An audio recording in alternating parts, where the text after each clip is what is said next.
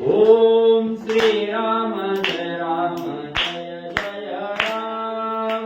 ओम श्री राम जय राम जय जय राम। ओम श्री राम जय राम जय जय राम।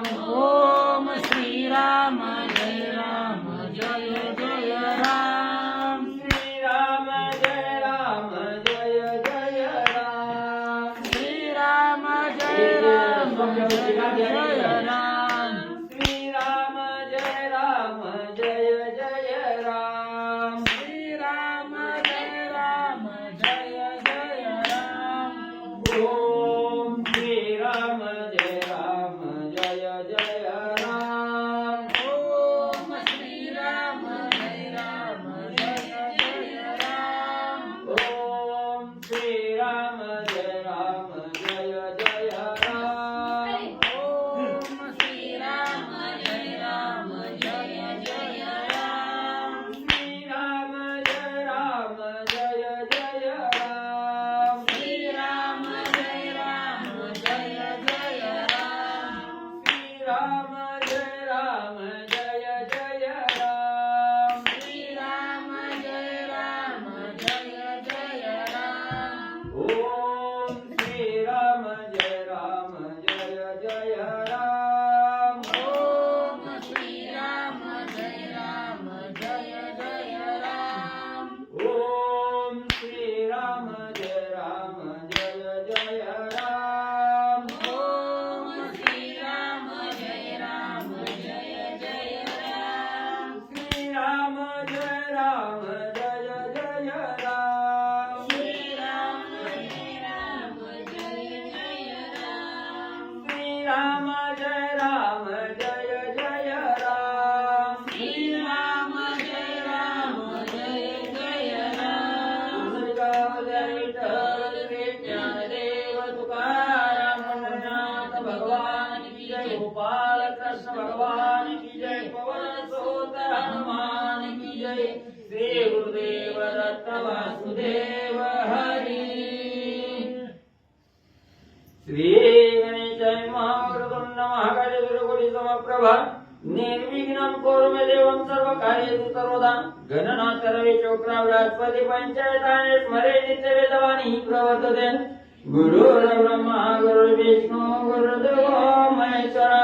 गुरुर्साक्षात् परब्रह्म तस्मै श्री गुरवे नमः। श्रोतावस्था तुझी तुझे वाचली रुक्मिणी गणा पांडुरंगाय नमः। कुंडलिकावरते हरी विठ्ठल श्री ज्ञानदेव तुकाराम पंढरीनाथ भगवान की जय। गोपाल कृष्ण भगवान की जय। राजाधिराज प्रभु रामचंद्र भगवान की जय। पवन सुत हनुमान की जय। श्री गुरुदेव दत्त वासुदेव हरी। श्री गणेशाय नमः। श्री सरस्वते नमः। श्री प्रभु रामचंद्राय नमः। जय रुक्मिणीवरा पांडुरंगा दीनोद्धरा। कृपा सागरा करुणाकरा वेदोद्धरा दीनबंधो। श्री गणेशाला वंदन करून प्रभू रामचंद्राचं स्मरण आणि सद्गुरूशी शरण जाऊन कथेचं अनुसंधान आहे. ग्रंथकर्ते मनोहर सूत या ठिकाणी आणि पंढरीचा पांडुरंग रुक्मिणीचा वर त्या ठिकाणी असणारा रुक्मिणीचा पती असणारा पांडुरंगा असणाऱ्या जगाचा उद्धार करणाऱ्या आणि असणाऱ्या वेदाला असणाऱ्या त्या ठिकाणी वेदाचं ध्यान त्या ठिकाणी लावणाऱ्या अशा असणाऱ्या पांडुरंगा भगवंता त्या ठिकाणी आणि तुम्हाला असा अष्टांग नमस्कार म्हणले असो.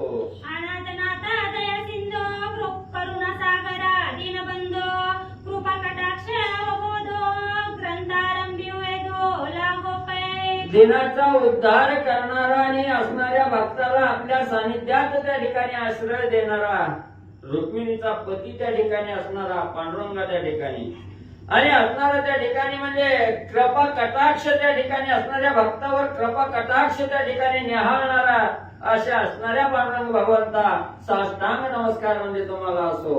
ऐका आता श्रोते जन लक्ष्मीनारायण संवाद जान जे करीती समग्र कथन होय निरसन महापाप.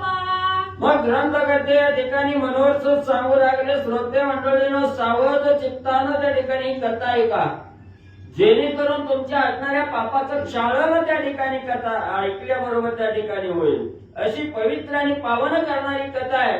आता असणारे विष्णू भगवंत त्या ठिकाणी लक्ष्मी मातेला सांगतायत.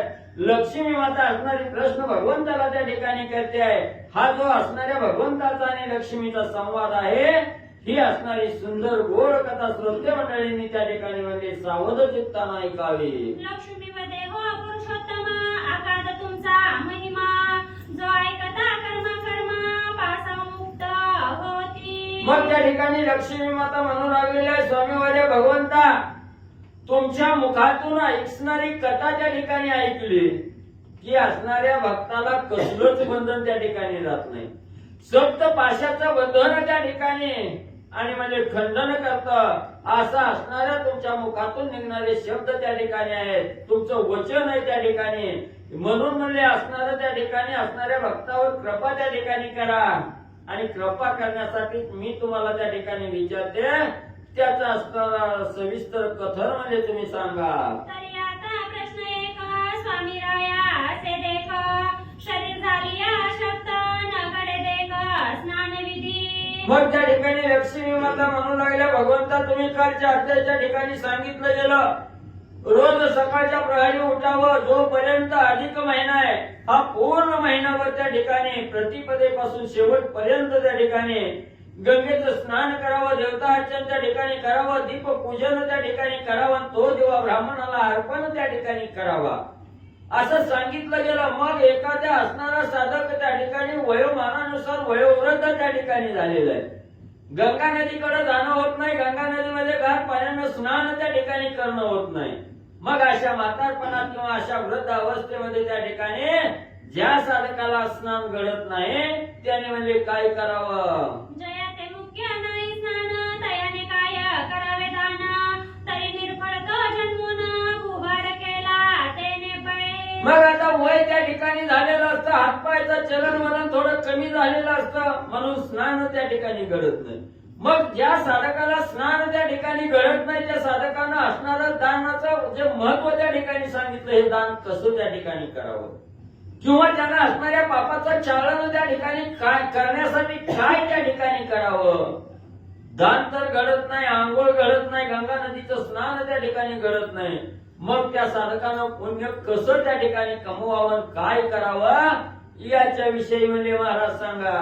तरी ऐसियाची कवन गती, मज निवेदावे कृपामूर्ती, जेणे तरणोपाया प्राणिय प्रती घडे सद्गती अनायासे. मग ज्या साधकाच्या हातून वयोमानानुसार वृद्धावस्था त्या ठिकाणी प्राप्त झाल्यावर स्नान घडत नाही, दान धर्म त्या ठिकाणी घडत नाही. मग या साधकानं त्या ठिकाणी असणारं प्रायश्चित्त म्हणून काय त्या ठिकाणी करावं. मग दानच घडत नाही तर पुण्य कसं त्या ठिकाणी घडणार आहे. यासाठी त्या साधकानं काय उपाय त्या ठिकाणी करावा. का हा असणारा भवरूपी सागर आहे, संसार रूपी असणारा हा सागर आहे आणि या सागरातून तरुण जाण्यासाठी त्या साधकानं काय कार्य त्या ठिकाणी करावं. म्हणून मला असणारा त्या ठिकाणी सांगा. लक्ष्मी माता भगवंताला विचारू लागल्या, ऐक साधवी वचनाते, तू प्रश्न केला निरुते, तो तव सर्वया जगाते परमुपकाराते जाणपा. मग त्या ठिकाणी असणारा भगवंतांनी लक्ष्मी मातेचा प्रश्न ऐकला गेला आणि सांगितलं गेलं, हे साध्वी, हे लक्ष्मी ऐक म्हणले, तू असा प्रश्न त्या ठिकाणी केला की त्या प्रश्नाचं उत्तर ऐकून सर्व जगाचं कल्याण त्या ठिकाणी होणार आहे आणि सर्व त्रैलोक्य पावन त्या ठिकाणी होणार आहे. अशी असणारी कथा त्या ठिकाणी सांगतो सावध रीतीने म्हणले आहे. तरी शक्ती नाही जया शरीरी आणि धन तेही नसे पदरी, इच्छा ते उद्भवला ते अंतरी, करावे परोपरी व्रताते. मग त्या ठिकाणी असणारे भगवंत सांगू लागले, ऐक म्हणजे लक्ष्मी, ज्याचा असणारा शरीर त्रशी झालेला आहे, वयोमानानुसार वृद्धावस्था त्या ठिकाणी प्राप्त झालेली आहे आणि असणारा त्या ठिकाणी धनही जवळ त्या ठिकाणी नाही. मग काय करायचं. मग ज्या साधकाला त्या ठिकाणी वृद्धावस्था झाली, धन नाही, दान धर्म करण्यासाठी आपली असणारी ऐपत त्या ठिकाणी नाही, तर करू वाटतंय पण करता येत नाही, पर्याय त्या ठिकाणी राहत नाही. तर त्या साधकानं काय करावं? दान धर्म कराच असं त्या ठिकाणी सांगत नाही, पण मनोभावे असणाऱ्या भगवंताची आराधना त्या ठिकाणी करा, भगवंताचं स्मरण त्या ठिकाणी करा, व्रत करा. असणाऱ्या त्या ठिकाणी तुम्हाला घरी बसून जसं जमाल तसं असणारं व्रत करा, असणारा नामजप त्या ठिकाणी करा. भगवंत लक्ष्मीच्या रूपानं आपल्याला सांगू लागले. ऐसे अंतर जयाचे द्रवले नारी अथवा पुरुष भले तयाने पाहिजे काय केले तरी ऐक वैदिले भामिनी. मग ज्या साधकाच्या जवळ धन नाही पण इच्छा पुण्य कमवायची, करू वाटते पण ऐकत त्या ठिकाणी नाही, काय करावं? मग ज्याच्या अंतःकरणामध्ये असणारी हळहळ आहे की आपल्या हातून काहीतरी असणारं पुण्यात्मक कर्म त्या ठिकाणी घडावं, त्या साधकानं कसं वागावं, काय करावं? ऐका म्हणले सावध. मुक्त क्रिया जयाची पाही तो विचारो बलतीये ठाई तैसेच हेरी नवाई ठाईचे ठाई तटस्थ. मग त्या ठिकाणी सांगितलं गेलं, जर म्हणले असं धन त्या ठिकाणी नाही पण इच्छा आहे, तर त्यानं काय करायचं? कुठं सुद्धा म्हणले त्या ठिकाणी आदळापट करायची गरज नाही, कुठं जायची त्या ठिकाणी गरज नाही. घरच्या घरी बसल्या जागेला त्या ठिकाणी करून म्हणजे असणारं पुण्य त्या ठिकाणी प्राप्त करता येतं. कसं करायचं? घरच्या घरी त्या ठिकाणी व्रत धारण त्या ठिकाणी करा, उपवास करा, नाही तुम्हाला काय त्या ठिकाणी देणं झालं तर, आणि भगवंताचा असणारा अखंड स्मरण त्या ठिकाणी करा, नाम जप त्या ठिकाणी करा. असं असणार, त्याच्यासाठी दुसरा कुठलाही अट्टास करण्याची आवश्यकता नाही असणारे भगवंत सांगू लागले. या लागी सांगतो ऐके भजन करावे परमनिके भजनाविना आणि कथेके सार्थकानिक नसेची. मग दान धर्म करू नका, गंगा नदीमध्ये जाऊन स्नान नाही जमत तर नाही करू नका त्या ठिकाणी, पण घरी बसून तरी काय करा त्या ठिकाणी. सद्भावानं त्या ठिकाणी निस्सीम भाव असणाऱ्या त्या ठिकाणी वृत्तावर ठेवा आणि भगवंताचं अखंड असणारं भजन त्या ठिकाणी करा. भजन करा, पण कसं करा? त्या ठिकाणी संपूर्ण भाव त्या असणाऱ्या भजनावर, त्या भगवंतावर त्या ठिकाणी धारण करा आणि अखंड मुखातून असणारा नामजप त्या ठिकाणी करा, भगवंताचं स्मरण करा. असणारा कथा पुराण त्या ठिकाणी ऐका, जमलं तर वाचा त्या ठिकाणी, ऐका, सांगा, पण म्हणजे असणारं व्रत धारण त्या ठिकाणी करा. कुठलीही दुसरे म्हणजे अट्टास करण्याची गरज नाही. भजने तरले महाज्ञानी तपस्वी माझी शिरोमणी महाराज तो नारद मुनी नामस्मरणी रत सदा. मग त्या ठिकाणी असणारे ग्रंथ करते वजा असणारे भगवंत त्या ठिकाणी सांगू लागले, काहीही अट्टा त्या ठिकाणी करू नका, घरच्या घरी बसून भगवंताचं असणारं भजन त्या ठिकाणी करा. भजनामध्ये एवढं सामर्थ्य त्या ठिकाणी, अनेक साधू संत नुसतं भजन करण्यानं त्या ठिकाणी तारून गेलेले आहेत. अनेक साधू संतांचा असणारा उद्धार त्या ठिकाणी फक्त भजन केल्यानं झालेला आहे. असणारा म्हणजे त्या ठिकाणी नारद मुनी आहेत. नारद मुनीचं अखंड मुखामध्ये त्या ठिकाणी नारायण नारायण असं नामस्मरण आहे. त्या ठिकाणी नुसतं नारायण नारायण म्हणल्यामुळे असणारे नारद मुनी सुद्धा असणारे तारून त्या ठिकाणी गेलेले आहेत. एवढं अनन्य साधारण असणारं महत्व आणि या नामामध्ये त्या ठिकाणी, भजनामध्ये आहे त्या ठिकाणी. म्हणून म्हणजे अखंड भजन म्हणजे त्या ठिकाणी भगवंताचं करा. नाम जपे कैलास नायक हळहळ झाले शांत तात्कालिक ऋषी माझी पुण्य श्लोक वाल्मिकी देख तरलासे. मग एवढंच नाही, हळहळ विष जन असणाऱ्या भगवंतानं त्या ठिकाणी महादेवानं प्राशन केलेलं होतं. ते विष सुद्धा त्या ठिकाणी शीतल झालं. कशामुळे झालं? केवळ असणारं रामनाम कंठाच्या ठिकाणी अखंड महादेवजींनी त्या ठिकाणी धारण केलं आणि या रामनामामुळे हळहळ असणारं अतिशय जहर असणारं ते विष त्या ठिकाणी आणि या रामनामानं त्या ठिकाणी पचवलं गेलं. एवढंच नाही, असणाऱ्या त्या ठिकाणी ऋषी मुनीमध्ये असणारे श्रेष्ठ म्हणलं तर असणारा वाल्यापोले त्या ठिकाणी होता. रोज वाटसरू त्या ठिकाणी अडवायचा, मारायचं त्या ठिकाणी आणि एकाला असणारं त्या ठिकाणी मारलं की एक खडा असणाऱ्या रांजणात त्या ठिकाणी टाकायचा. 700 रांजणं अशी त्या ठिकाणी भरली गेली.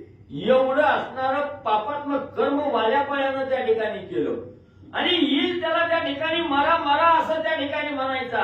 आलं की मारा म्हणायचं त्या ठिकाणी आणि त्याच्या तोंडात एवढी सवय त्या ठिकाणी जिभेला बसली, दिसलं की मारा मारा मारा अखंड त्या ठिकाणी चालू केलं आणि उलट त्या ठिकाणी राम नाम गल्लं गेलं, राम राम झालं. म्हणून असणाऱ्या भगवंतानं त्या ठिकाणी राम राम हे वाल्मिक कोल्याच्या असणाऱ्या मुखातून त्या ठिकाणी ऐकलं गेलं. भगवंताला आनंद त्या ठिकाणी झाला. वाल्या कोल्याचा असणारा त्या ठिकाणी वाल्मिक ऋषी म्हणजे झाले. नामस्मरणाचा प्रादुर्भाव शतकोटी प्रबंध भाव त्रैलोकीचा समुदाय मान्य केले तया लागी. मग एवढंच नाही, असणारा त्या ठिकाणी एवढं पापात्मक कर्म करणारा वाल्या कोळी त्या ठिकाणी होता, पण वाल्याचा वाल्मिक ऋषी त्या ठिकाणी झाले. आणि प्रभू रामचंद्र जन्माच्या आधी 60,000 वर्ष असणारं त्या ठिकाणी रामायण लिहून ठेवलं.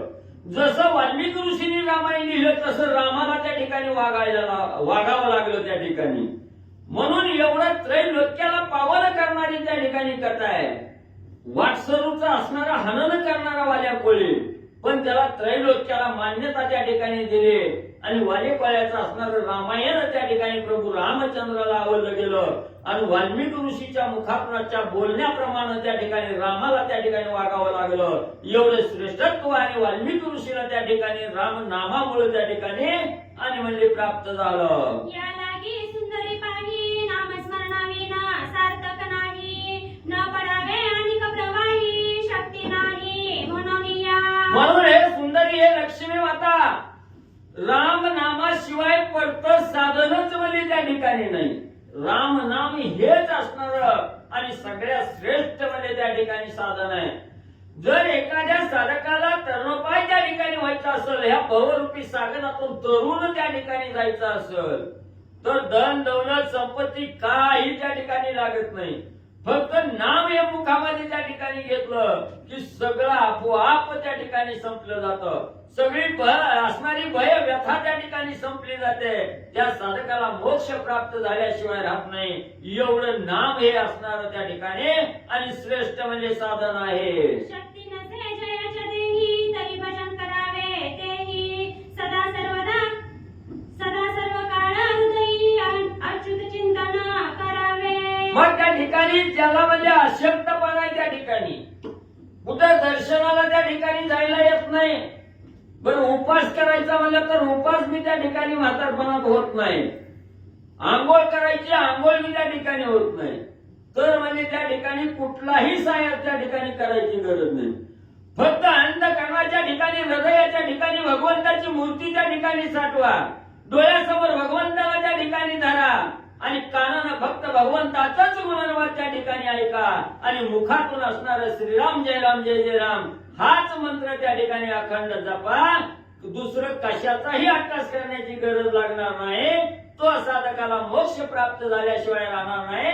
म्हणून रामनाम हेच असणारं श्रेष्ठ साधन आणि त्या ठिकाणी मला सांगितलं गेलं. कोटी गोदानाचे फळ काही जन्मवरी तीर्थ केले नाही. आकार दाने दिली स्वग्रही परितुलना नाही नामासी. मग त्या ठिकाणी असणारे ग्रंथकर्ते सांगू लागले नाम ही किती श्रेष्ठ आहे. त्या ठिकाणी तुम्ही असणाऱ्या कोट्यावधी लोकांची पंगत जरी दानात त्या ठिकाणी उठवली, अखंड दान त्या ठिकाणी तुम्ही महिनाभर किती मी त्या ठिकाणी दिलं.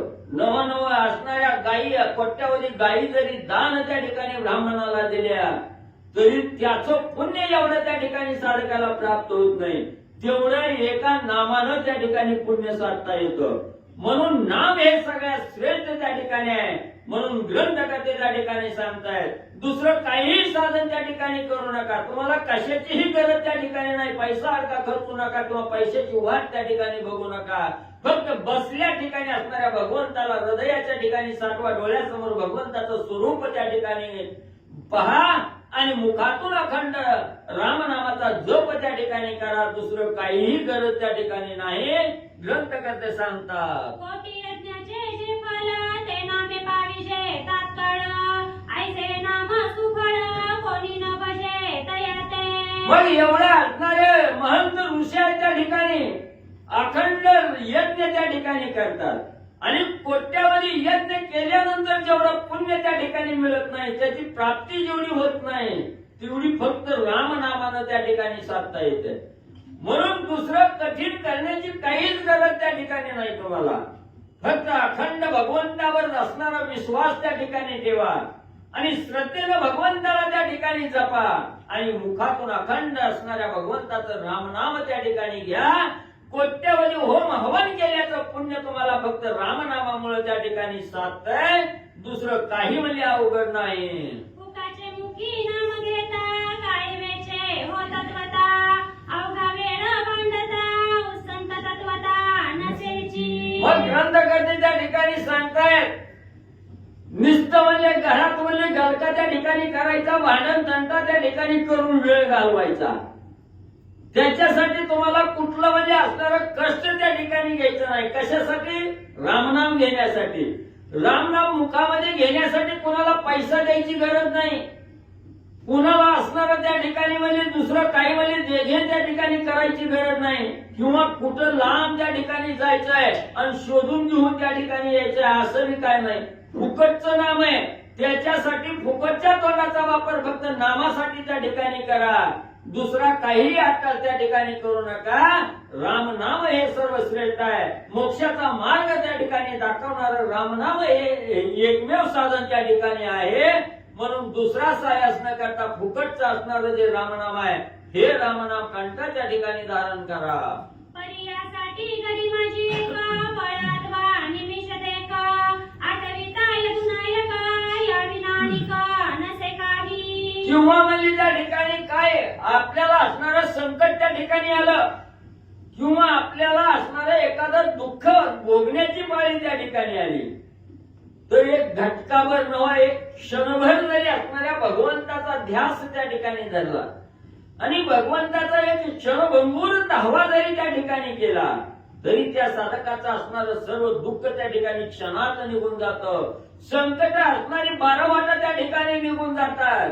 एवढं म्हणजे नुसतं क्षणभर भगवंताला जर हृदयाच्या ठिकाणी साठवलं, त्याची आठवण त्या ठिकाणी केली, तर म्हणजे बाकीचं सुद्धा म्हणजे काय लागत नाही. म्हणून अशक्त पुरुषाचे पाणी हरिभजनाविना काही दुसरे साधक नाही न पडावे प्रवाही आणि मग त्या ठिकाणी ग्रंथकर्ते म्हणतात, म्हणून म्हणजे त्या ठिकाणी सांगतोय वृद्ध अवस्था त्या ठिकाणी प्राप्त झाली, म्हातारपण आलेलं आहे, काही सुद्धा विचार करण्याची गरज नाही. म्हणजे त्या ठिकाणी कुठं जायचं नाही, यायचं नाही, घरच्या घरी बसल्या बसल्या फक्त म्हणजे असणाऱ्या भगवंताचं स्मरण त्या ठिकाणी करायचं, भगवंताचं चिंतन त्या ठिकाणी करा, भगवंताचं भजन त्या ठिकाणी करा, किंवा भगवंताचं गुणनवाद आपल्याला त्या ठिकाणी करायला नाही जमलं तर दुसऱ्याच्या मुखातून तरी ऐका त्या ठिकाणी. एवढंच म्हणजे तुम्ही साधन करा, दुसरं काय म्हणजे त्या ठिकाणी आड वाटायला जायचं ना हुडकायची गरज त्या ठिकाणी लागत नाही.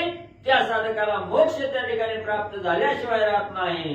जरी झाले पापाचे डोंगर नारी हो अथवा नर पाप क्षाळना ते अन विचार नाम निर्धार बोलिला असे. मग त्या ठिकाणी ग्रंथकर्ते सांगतायत स्त्री असो किंवा पुरुष असो, ह्या संसार रूपी राहत गाडग्यातून त्या ठिकाणी चालत जात असताना किंवा हा संसार त्या ठिकाणी करत असताना अनेक संकटाला त्या ठिकाणी सामोरं जावं लागतं. त्याच्यासाठी खोटं बोलावं लागतं, खोटं बोललं की पाप त्या ठिकाणी घडतं. काही वेळेस असणारी चोरी त्या ठिकाणी करावी लागते, त्याचंही पाप त्या ठिकाणी बसतं. म्हणून पर्वता एवढं जरी पाप तुम्ही त्या ठिकाणी केलं असेल, पापाचा साठा मस्तकावर पर्वता एवढा जरी बसला असेल, तरी फक्त रामनाम हे साधन मुखामध्ये घेतल्याबरोबर पर्वता एवढं पाप त्या ठिकाणी एका क्षणात त्या ठिकाणी नाहीच होतं. एवढं सामर्थ्य आणि या रामनामामध्ये त्या ठिकाणी आहे. म्हणून कसलाही विचार न करता, थोडाही वेळ न डवळता रामनाम मुखामध्ये अखंड त्या ठिकाणी तेवत ठेवा. एवढंच ग्रंथकर्ते आपल्याला ठामपणे सांगू लागले. या कलियुगी जाणलं तिके घडतील अनंत पातके स्त्री हत्या बाळ हत्या देखे भ्रूण हत्या महापाप. म्हणून ग्रंथकर्ते सांगू लागलेले आहेत, ही कलियुगचा चालू आहे आणि कलियुगात ही फक्त पापाचंच भांडार त्या ठिकाणी वाढलं जातं. का वाढलं जातं? अनेक लोकांना त्या ठिकाणी वाम मार्गाची सवय त्या ठिकाणी लागते, वाईट व्यसनाची सवय लागते, किंवा कुणाला असणाऱ्या त्या ठिकाणी गर्भावस्थेत असणारं बाळ आहे त्या ठिकाणी, मुलगी म्हणलं की असणारा तिचा असणारा जीव त्या ठिकाणी घ्यायचा, तिचा काटा त्या ठिकाणी काढायचा, भ्रूण हत्या त्या ठिकाणी घडली जाते. कुणी असणाऱ्या गाईला सुद्धा माता म्हणायला त्या ठिकाणी तयार नाही, असणाऱ्या गाईचा बाजार त्या ठिकाणी करायचा, खटकार समोर गाय त्या ठिकाणी विकायची, याचंही पातक असणाऱ्या मस्तकावर त्या ठिकाणी बसतं. कुणी असणाऱ्या त्या ठिकाणी एखादं मांजर घरात त्या ठिकाणी आलं तर कुणाला त्या त्या ठिकाणी आवडतंय, कोणाला आवडत नाही त्या ठिकाणी, त्यावेळी त्या मांजराला सुद्धा त्या ठिकाणी मारायचं ना आपलं पापाचा ढीग त्या ठिकाणी वाढवायचा. असे अनेक पापात्मक कर्म या कलियुगामध्ये त्या ठिकाणी घडली जातात. मग ही असणारी भ्रूण हत्या असू द्या, स्त्री हत्या त्या ठिकाणी असू द्या, किंवा असणाऱ्या अनेक पापात्मक कर्म त्या ठिकाणी केल्याचं पाप त्या ठिकाणी असू द्या, सगळं जर त्याच्यातून मुक्त त्या ठिकाणी व्हायचं असेल तर या कलियुगामध्ये एकमेव साधन म्हणजे असणारं रामनाम त्या ठिकाणी आहे. भगवंताचं चिंतन त्या ठिकाणी एकमेव आहे. याच्याशिवाय दुसरा पर्याय त्या ठिकाणी शिल्लक नाही. भगवंत सांगू लागले, मातृगमनी मातृहत्यारी भगिनी शुष्णागमनी निर्धारी शेकितयाचा जो वध करी पापी अघोरी या नामे. मग ग्रंथकर्ते सांगतायत की कलियुगाच्या ठिकाणी आईला आई म्हणणारा मुलगा या असणाऱ्या कलियुगामध्ये त्या ठिकाणी जन्मत नाही, किंवा असणाऱ्या कलियुगामध्ये असणारी सून आणि लेक यांच्यात असणारा फरक त्या ठिकाणी होत नाही. आज बाप लेकाला सुद्धा असणारी लज्जास्पद अवस्था त्या ठिकाणी निर्माण झाली आहे. असणारी वर्तणूक सगळी कलियुगामध्ये बिघडत त्या ठिकाणी चालली. चांगली लोक सुद्धा वाम मार्गाला त्या ठिकाणी जाऊ लागली. आणि असणारं हे कलियुग आहे. त्याच्यामुळे या कलियुगामध्ये सगळी पातकच त्या ठिकाणी साधकाच्या हातून होणार आहेत. सर्व पापाचे पर्वत या कलियुगामध्ये साधकाच्या मस्तकावर आणि त्या ठिकाणी म्हणजे बसतात. गुरुहत्या पितृहत्या जाण गोहत्या अभिलाषी जो धन मांसाहारी मद्यप्राशन नित्य जाण विप्रासी. या कलियुगात फक्त वाईटाचाच बाजार त्या ठिकाणी निर्माण होणार आहे. कोण असणाऱ्या दारूच्या व्यसनात त्या ठिकाणी जाणार आहे. परस्त्री माते समान आहे ही समजायचं सोडलं गेलं, पण तिथं असणाऱ्या परस्त्रीचा विलास त्या ठिकाणी जाणार आहे. एखादा बाप आपल्या मुलीला मुलगी म्हणून त्या ठिकाणी पाहत नाही, ती आपलं असणारं साधन आहे याचा विचार त्या ठिकाणी करून बघते. एखादा असणारा साधक सून आहे त्या ठिकाणी, पण या सुनेच्या नजरेकडे त्या ठिकाणी बघायचं म्हटलं तर वाम मार्गाने त्या ठिकाणी पाहतोय. म्हणून या कलियुगात चांगल्याला चांगलं त्या ठिकाणी कोण म्हणत नाही. सगळा वाईटाचा बाजार आहे त्या ठिकाणी.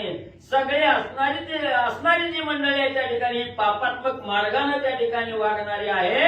ही अतिशय दुर्धर असणारा कलियुग आहे. ही महत् पापे सांगितली क्षुद्र पापे नाही गणिली नामे नाश होती सकळी जेवी होळी द्रोणाची. मग ही कलियुगात झालेली असणारी त्या ठिकाणी पाप आहे ती, आणि अशीच असणारी क्षुद्राची सुद्धा म्हणजे अनेक पाप आहेत त्या ठिकाणी.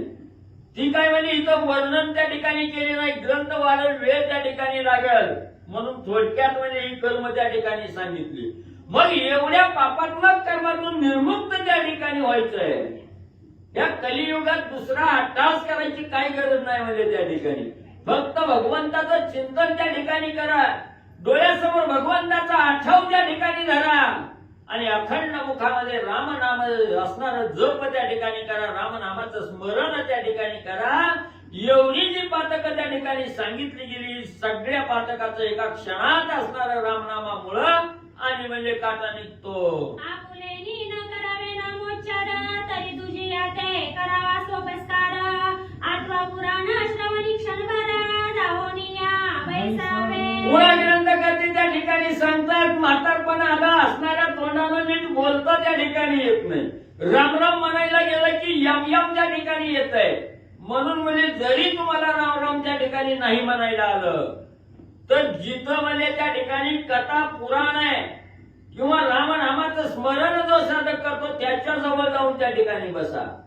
फक्त मुखातून नाही बोलायला आला तर कानातून तरी ते असणारं रामनाम आहे, कथा आहे, हे श्रवण त्या ठिकाणी करा. बरं कानाला बी त्या ठिकाणी नाही ऐकायला त्या ठिकाणी आलं तर भगवंताच्या समोर त्या ठिकाणी जावा. भगवंताचा चेहरा त्या ठिकाणी पाहिल्याबरोबर आपोआप मुखामध्ये रामनाम हे शब्द त्या ठिकाणी येत आहेत. म्हणून जिथं कथा आहे तिथं कथा ऐकायला जावा. वाचायला जमत असलं वाचायला त्या ठिकाणी जावा. चिंतन करायला ऐकायला मिळत असेल तर त्याचं चिंतन त्या कथेचं त्या ठिकाणी करा आणि भगवंताचं स्मरण अखंड म्हणजे त्या ठिकाणी आणि तेवढ ठेवा. अवघा वेळ संसार धंदा करिता फुरसताची नाही तद्वता तथापि क्षण एक पाहता अवकाश कीजे सज्जनी. श्रेष्ठ असणाऱ्या त्या ठिकाणी दाखला देत भगवंत सांगू लागलेले आहेत. ग्रंथकर्ते त्या ठिकाणी सांगू लागलेले आहेत. सकाळी उठल्यापासून संध्याकाळी झोपेपर्यंत काबाड कष्ट त्या ठिकाणी करावं लागतं. ही कलियुगच कष्टाचं त्या ठिकाणी आहे. प्रत्येक साधकाला काम धंद्याशिवाय पर्याय त्या ठिकाणी राहत नाही. म्हणून तुम्हाला असणारा म्हणजे ह्या काम धंद्यातून वेळ त्या ठिकाणी मिळत नाही. तुम्हाला राम नाम घ्यायला वेळ त्या ठिकाणी नाही. तर म्हणजे जरी हे काम त्या ठिकाणी करत असला तर एक क्षणभर त्या ठिकाणी जाग्याला थांबा, भगवंताला डोळ्यासमोर त्या ठिकाणी पहा. भगवंताचं चिंतन फक्त डोळे झाकून त्या ठिकाणी करा. भगवंताचा चेहरा त्या ठिकाणी आठवा. एका क्षणात सगळं दुःख त्या ठिकाणी नाहीसं होईल असणारे ग्रंथकर्ते सांगू लागले. अमूल्य नरदेहाची प्राप्ती कोटी वेचता न एक घटी. आयुष्य जात असे उठाउटी म्हणून पुण्यासाठी पैकी जे. मग त्या ठिकाणी ग्रंथकर्ते सांगतात हा अमूल्य असणारा नरदेह आहे. हा नरदेह सहजासहजी प्राप्त त्या ठिकाणी होत नाही. हा अनेक असणारा त्या ठिकाणी आपलं पहिलं पूर्व असणारं कर्म आहे त्या ठिकाणी, त्याच्यामुळे हा नरदेह त्या ठिकाणी प्राप्त झाला. या नरदेहाशिवाय दुसऱ्या देहानं कोणालाच म्हणजे भजन त्या ठिकाणी करता येत नाही. भगवंताचं स्मरण त्या ठिकाणी करता येत नाही. फक्त हा अमूल्य असणारा नरदेह आहे. आणि या नरदेहाचं सार्थक त्या ठिकाणी करायचं असेल तर भगवंताचं भजन पूजन चिंतन त्या ठिकाणी करा. फक्त भगवंताचं रामनाम मुखामध्ये घ्या. ह्या देहाचं सार्थक झाल्याशिवाय त्या ठिकाणी राहत नाही. ग्रंथकर्ते सांगतात यदती त्यास बरवा श्रोते विमळा परिसावा.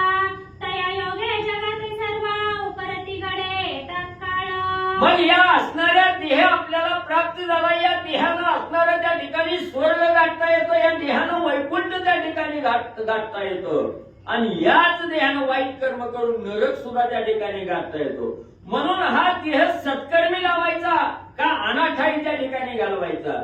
एवढा अमूल्य देह त्या ठिकाणी मिळवलाय. म्हणून असणाऱ्या त्या ठिकाणी जरी कष्ट त्या ठिकाणी करत असला, कार्य त्या ठिकाणी करत असला, राम नामाचं चिंतन त्या ठिकाणी करा. भगवंताला त्या ठिकाणी अखंड आपल्या मनामध्ये त्या ठिकाणी साठवा. मग हा देह त्या ठिकाणी सार्थकी लागला जाईल. वैकुंठीचं असणारं स्थान आपल्याला त्या ठिकाणी प्राप्त होईल. म्हणून या देह आपल्याला अमूल्य देह मिळालेला, या देहाचं सार्थक करायचं असेल तर भगवंताचं पूजन मनन चिंतन त्या ठिकाणी करा.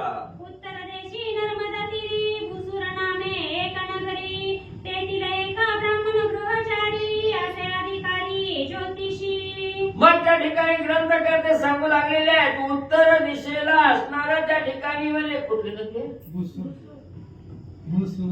भुसूर नावाच्या असणारा त्या ठिकाणी नगर आहे. आणि तिथं एक असणारा ब्राह्मण त्या ठिकाणी आपल्या सहपरिवारासह आणि म्हणजे राहत असताना शांततयाची पाहता नामे सावित्री परमपतिव्रता. अवघा वेळा संसार धंदा करिता नाम तत्वता न सोडी. मग त्या ठिकाणी असणाऱ्या म्हणजे त्या भुसूर नगरीमध्ये असणारा ब्राह्मण त्या ठिकाणी राहत होता. त्याची असणारी पत्नी म्हणजे त्या ठिकाणी सरस्वती सावित्री नावाची पत्नी आहे. आणि ही असणारी सावित्री म्हणजे अखंड असणारं कष्टाशिवाय दुसरं तिच्या नशिबी काहीच त्या ठिकाणी नव्हतं. सकाळी झोपेतून उठल्यापर्यंत संध्याकाळी झोपेला शेजेला त्या ठिकाणी पडेपर्यंत काबाड कष्ट करायचं. पण एवढं जरी कष्ट त्या ठिकाणी सावित्री करत होती तरी एक क्षण सुद्धा असणाऱ्या भगवंताला त्या ठिकाणी विसरत नव्हती. अखंड भगवंताचं स्मरण त्या ठिकाणी करत होते. कितीही कष्ट त्या ठिकाणी असलं तरी असणारं क्षणभर सुद्धा नाम त्या ठिकाणी आणि म्हणजे सोडत नव्हती. हे कृष्ण गोविंदा गोपाळा मुखी सर्वदा हाची ताळा. पतितीचा परमधन गळा असे आगळा कृपणतो. मग त्या ठिकाणी असणारं म्हणजे कुठलंही कार्य त्या ठिकाणी करत असताना, कुठलंही काम त्या ठिकाणी करत असताना फक्त हे गोविंद आहे, गोपाळ आहे, कृष्ण आहे, भगवंता याच्याशिवाय दुसरं कायच त्या ठिकाणी बोलायचं नाही. कुठलं जरी काम दुसऱ्याला त्या ठिकाणी सांगायचं असेल तर हे गोविंद, हे गोपाळ, हिथून सुरुवात त्या ठिकाणी करायची. मग एवढी ही असणारी त्या ठिकाणी भक्तीमध्ये लीन असणारी ही सावित्री त्या ठिकाणी होती. पण तिचा असणारा पती त्या ठिकाणी कृपण होता. त्याला असणाऱ्या भजनाची आवड त्या ठिकाणी नव्हती. त्याचं आपलं काम आणि आपला पैसा त्या ठिकाणी याच्यातच वेळ त्या ठिकाणी घालवायचा. त्याला मात्र भगवंताच्या भजनाची आणि म्हणजे आवड नव्हती. पोटानं खाये पुरते अन्न सांची लेसी सांची तसे दाना. कोणी दिलेली या वस्तू नूतन टाकी विकून धन लोभे. मग तो असणारा कृपण असणारा ब्राह्मण त्या सावित्रीचा पती त्या ठिकाणी होता. कुठं आज लग्न आहे आणि कुठं फुकट खायला त्या ठिकाणी मिळेल तिकडं पळायचं त्या ठिकाणी. कोणी 2 रुपये आणून त्या ठिकाणी आपल्याला देईल याची वाट त्या ठिकाणी बघायची. आणि ब्राह्मण आहे म्हणून कुणी एखादा असणारी वस्तू त्या ठिकाणी दान दिली की ती वस्तू आली की लगेच बाजारपेठेत जायचं मोडायचं आणि त्याचं 2 रुपये आणून त्या ठिकाणी आपली आईश त्या ठिकाणी करायची. किंवा असणारं जी काय 2 पैसे त्या ठिकाणी मिळतात त्याच्यात असणारा दुसऱ्याला फसवायचं नसणारा घर कारभार त्या ठिकाणी चालवायचा असा हा कंजूस असणारा ब्राह्मण आणि त्या सावित्रीचा पती म्हणजे होता. ऐसे धन संग्रहाता पाही सप्तकुंभ साचले स्वग्रही सुवर्ण नाणे असे ती धन पाही संचितार्थ. मग त्या ठिकाणी असणारा म्हणजे असं हे कारभार करत असताना असणारे 7 कुंभ सोन्याचे म्हणजे घरात त्या ठिकाणी होते. त्याला असणाऱ्या लोकांकडून भेट वस्तू त्या ठिकाणी मिळालेल्या दान मिळालेल्या 7 असणारं म्हणजे कुंभ आणि घरामध्ये त्या ठिकाणी होतं. तरीही याची असणारी त्या ठिकाणी हाव काही संपत नव्हती. आपल्याला धन कसं त्या ठिकाणी मिळेल धनाचीच फक्त आशा आणि कृपण असणारा ब्राह्मण त्या ठिकाणी आणि म्हणजे करत होता. कांदेची धड वस्त्रे नसे पोटांना मोजून देत असे स्वयंमेका मुक्त करीत असे धन गोड सरसे न पाही. मग त्या ठिकाणी असणारा कितीही पैसा आला की आपल्या जवळ त्या ठिकाणी ठेवायचा आणि त्या पैशातलं 10 रुपयातला 1 रुपया मोडायचा म्हणलं की हात थरथर त्या ठिकाणी कापायचा. बायकोनं कवा असणारी साडी त्या ठिकाणी आणा म्हणलं की त्यांना आणून त्या ठिकाणी द्यायची नाही. त्या बिचारीनं असणारा त्या ठिकाणी फाटकं लुगडं त्या ठिकाणी अंगावर नेसायचं. असणारा त्या ठिकाणी फाटकं तुटकं घालायचं. आलेला दिवस त्या ठिकाणी कंटायचा. लेकरा बाळाला नीट खायला त्या ठिकाणी आणायचं नाही. चांगलं चुंगलं त्या ठिकाणी आणायचं नाही. आणि आपण असणारा हॉटेलला जाऊन त्या ठिकाणी खायचं. आपली मौज मजा त्या ठिकाणी करायचे. घरच्याला तसंच म्हणजे त्या ठिकाणी मारायचं. या रीती क्रमित असे काळ पोटी नसे गही बाळ कांता सदा करी तळमळ म्हणे धन हे निर्फळ सोनी. मग ह्याला पैसा त्या ठिकाणी कमीला स्वतःचा किस्सा त्या ठिकाणी भरून घेतलं. पण म्हणले पोटी असणारं संतान त्या ठिकाणी नव्हतं. आणि असणाऱ्या म्हणजे त्या ठिकाणी पुरुषापेक्षा स्त्रीला अतिशय हळहळ त्या ठिकाणी संतान नसल्यामुळे होते. म्हणून त्याची जी असणारी पत्नी सावित्री होती त्या ठिकाणी आपल्या पोटी मुलगा त्या ठिकाणी नाही याची चिंता तिला असणारं मन त्या ठिकाणी खात होतं. जीवाच्या ठिकाणी हळहळ त्या ठिकाणी आणि म्हणजे करत होती. एवढं धन संपत्ती त्या ठिकाणी मिळवित असताना आपल्याला एक तरी मुलगा आणि त्या ठिकाणी पाहिजे होता असा विचार सावित्रीच्या मनामध्ये त्या ठिकाणी आला. नेने कधी कुलधर्म कुळाचार तीर्थ पर्वणी सणवार आसक्त सदा धनाचार नेने प्रकार आणि काही. मग त्या ठिकाणी असणारा एक कंजूस ब्राह्मण आहे म्हणल्यावर त्याला काय त्या ठिकाणी विचार येणार आहे. आज सणवार आलाय घरी पुरणपोळी करायची गुळ आणावी डाळ त्या ठिकाणी आणावी साखर आणून द्यावी याचा कसलाही विचार त्या ठिकाणी करत नव्हता. फक्त आला पैसा की ठेव गाठ बांधून त्या ठिकाणी असंच त्या ठिकाणी करायचं. सण वार काय त्याला असणारा त्या ठिकाणी कार्यक्रम आहे कुठला असणारा त्या ठिकाणी पूजा विधी आहे ही काही त्याला त्या ठिकाणी कळत नव्हतं. फक्त येईल ते आपला पैसा याच्यावरच लक्ष आणि तो ब्राह्मण त्या ठिकाणी देत होता. काय करावे ऐसियाचा नेने कधी सुग्रास ऐसियाचे देवे संगतीचा कापा घातले मजलागी. मग असणारी सरस्वती आहे त्या ठिकाणी एके दिवशी मनामध्ये चिंता त्या ठिकाणी वाटली गेली. काय करावं पोटी असणारं संतान त्या ठिकाणी नाही. बरं नाही तरी नाही असणारं घरात एवढा पैसा आपला पती त्या ठिकाणी कमवून आणतोय. पण आपल्या साडीला 17 ठिगळं त्या ठिकाणी जोडल्याशिवाय आयुष्य त्या ठिकाणी जात नाही. किंवा असणारा त्या ठिकाणी दिवाळीचा सण असताना शेळ्या भाकरीवर त्या ठिकाणी आपल्याला जेवावं लागतंय. कवा गोडधोड त्या ठिकाणी खायला नाही. कवा ताजं तवानं त्या ठिकाणी खायचं म्हटलं तर त्या ठिकाणी नाही. सदा शिळं पाक त्या ठिकाणी खायचंय. म्हणून भगवंताचा धावा त्या ठिकाणी सरस्वतीने केला. हे भगवंता हे पांडुरंगा हे कृष्णा हे गोकुळा या ठिकाणी काय माझ्या नशिबी लावलं. असला कसा पती मला त्या ठिकाणी प्राप्त झाला. काय याच्या संगतीला मला त्या ठिकाणी लावलं. ही असणारं घरामध्ये लक्ष त्या ठिकाणी देत नाही. एवढा कंजूस आणि कृपण पती मला त्या ठिकाणी कसा दिला. म्हणून भगवंताला त्या ठिकाणी विचारू लागली. स्वग्रहित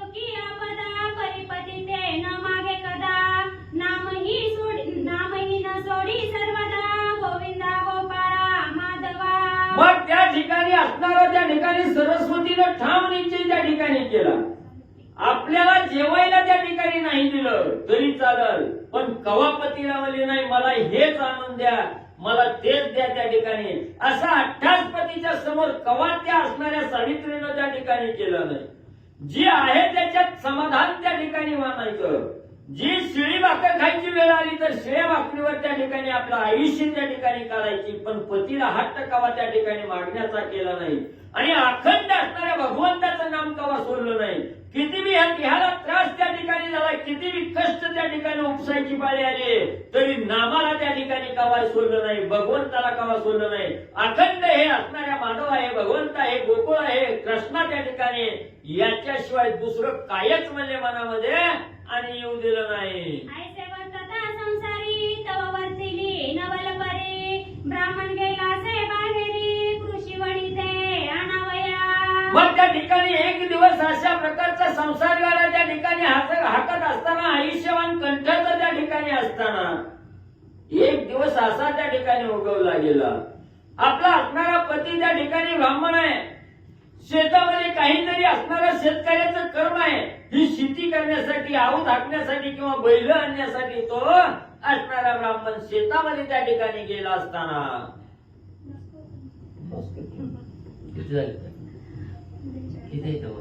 श्री गणेशाय नमः. तयाचा नित्य हाची व्यापार, पंचांग घेऊन बरोबर, सदाचा तो रानभर जाय निर्धार रान ते. ऐसे वर्तता संसारी तव वर्तली नवल परी, ब्राह्मण गेला से बाहेरी कृषी वळीते अनावया. मग असणारा त्या ठिकाणी म्हणजे अशा प्रकारचा जीवनमान कंटात असताना एक नवलाचा दिवस त्या ठिकाणी उगवला. काय नवल त्या ठिकाणी घडलं गेलं. एके दिवशी असणारा त्या ठिकाणी हा घरमालक त्या ठिकाणी शेतामध्ये बैल आणण्यासाठी आणि म्हणजे शेताकडे गेला असताना तयाचा नित्य हाची व्यापार, पंचांग घेऊन बरोबर, सदांचा तो रानभर जाय निर्धार रान ते. मग त्या ठिकाणी असणारा त्याचा व्यवसाय काय होता. त्या ठिकाणी रोज उठायचं, पंचांग घ्यायचं आणि काकत घालायचं.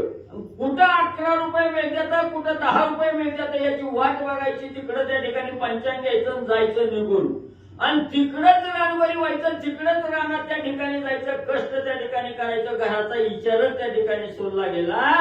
असं वर्तन असणारं त्या ठिकाणी आणि त्या ब्राह्मणाचं मला सांगितलं गेलं.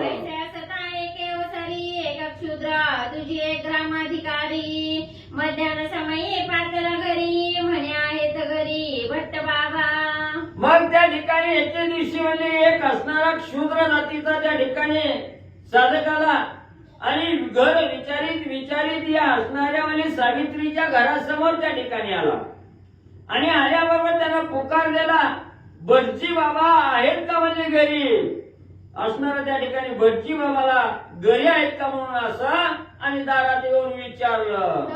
आली धावत कोण म्हणून पुसत, एरुवदे मी क्षुद्र निश्चित आमंत्रणार्थे पातलो. मग त्या ठिकाणी असणारे भटजी बाबा घरी आहेत का असं त्या ठिकाणी पुकार दिला. पुकार ऐकल्याबरोबर सावित्री धावत दरवाजात त्या ठिकाणी आल्या आणि त्यांनी विचारलं काय पाहिजे. त्यावेळी त्यांनी सांगितलं गेलं भटजी बाबाला आमंत्रण देण्यासाठी किंवा निमंत्रण देण्यासाठी मी या ठिकाणी आलेलो आहे. भटजी बाबा घरी आहेत का असं असणाऱ्या त्या क्षुद्राने सांगितलं. मी क्षुद्र आहे आणि भटजी बाबाला आमंत्रण देण्यासाठी आलो असं आपलं त्या ठिकाणी सांगितलं गेलं. आज माझे ग्रामी ब्राह्मण भोजन आहे धामी, ऐसे म्हणून पातलो मी द्यावया आमंत्रण. या नगरामध्ये असं असणारं शूद्राचं एक घर आहे आणि या घरी मी असणारं म्हणजे भोजन देण्याचा असणारा पंगत घालण्याचा त्या ठिकाणी निश्चय केलेला आहे. आणि ती पंगत म्हणजेच असणाऱ्या ब्राह्मणाला भोजन घालायचं आहे म्हणून भटजी बुवाला आमंत्रण देण्यासाठी आलेलो आहे. भटजी बुवा घरी आणि म्हणजे आहेत का. घरी बाबा आली आग बाहेरुनी सत्वर झाडा माझी सदणी, विलंबन लाविजे ते क्षणी त्या क्षणी धाडीचे. मग असणाऱ्या त्या सावित्रीने सांगितलं गेलं अजून म्हणजे घराकडे त्यांचा पत्ता नाही, घरी आलेले नाही. तेव्हा त्या क्षुद्राने सांगितलं बरं ठीक आहे म्हणजे नाही आले तर आल्यानंतर का होईना पण लगेच आल्या बरोबर म्हणे माझ्या घराकडे त्या ठिकाणी भोजनासाठी लावा. थोडा सुद्धा उशीर म्हणजे त्या ठिकाणी करू देऊ नका आणि घरी थांबू देऊ नका. आल्या बरोबर माझ्या घराकडे मध्ये पाठवा. ऐसे सांगून तो गेला. तव दिवस संपूर्ण माध्यान्ह झाला. तो सर्वेची राव ब्राह्मणही पातला. ऋषी भारा शिरावरी. मग त्या ठिकाणी असणारा म्हणले ही असणाऱ्या त्या ठिकाणी शूद्रानं सांगितलं, आमंत्रण दिलं. तो त्याच्या घराकडे त्या ठिकाणी निघून गेला. बघता बघता दुपारची वेळ त्या ठिकाणी झाली. दुपारची वेळ झाल्याबरोबर असणारा हा ब्राह्मण शेतातून असणाऱ्या त्या ठिकाणी जनावरांसाठी चाऱ्याचा भारा डोक्यावर त्या ठिकाणी घेतलेला आहे आणि ती चाऱ्याचं गटुडं घेऊन आपल्या घराकडे त्या ठिकाणी आणि मला आला. तो भारा पटीला तात्काळी उसासा बैसला स्थळी. कांतेसी म्हणे ते वेळी उदकानी प्रार्थना. मग जमून भागून त्या ठिकाणी शेतातून गवत घेऊन त्या ठिकाणी आलेला होता. गवताचा भारा डोक्यावर दान करून खाली टाकला आणि थकलेला होता. थोडा खाली त्या ठिकाणी बसला. उत्साह त्या ठिकाणी सोडला. थोडा असणारा श्वास त्या ठिकाणी घेतला. खाली बसला आणि पत्नीला म्हणला, हे सावित्री पाणी घेऊन मला लवकर ये. एरी उदकान देता घडी. निरोप सांगत असे तातडी. म्हणे ऐका हो स्वामी परवडी. क्षुद्र या घडी पातलासे. मग त्याने आपल्याला पाणी आण म्हणून त्या ठिकाणी सांगितलं. पाणी देण्याच्या अगोदर सावित्रीनं त्या ठिकाणी सांगितलं, महाराज स्वामीवर्या आपल्याकडे एक असणारा क्षुद्र त्या ठिकाणी आलेला होता. त्या क्षुद्रानं आपल्या घरी असणाऱ्या भोजनाची पंगत उठवण्याचं कार्य त्या ठिकाणी चालू केलेलं आहे आणि तुम्हाला क्षणभर सुद्धा इथं थांबू नका, लवकर माझ्याकडे पाठवा असा निरोप देऊन तो क्षुद्र आणि मला निघून गेलेला आहे. रामतयाचा कोश दोन तुम्हा देऊन गेला मंत्रणा.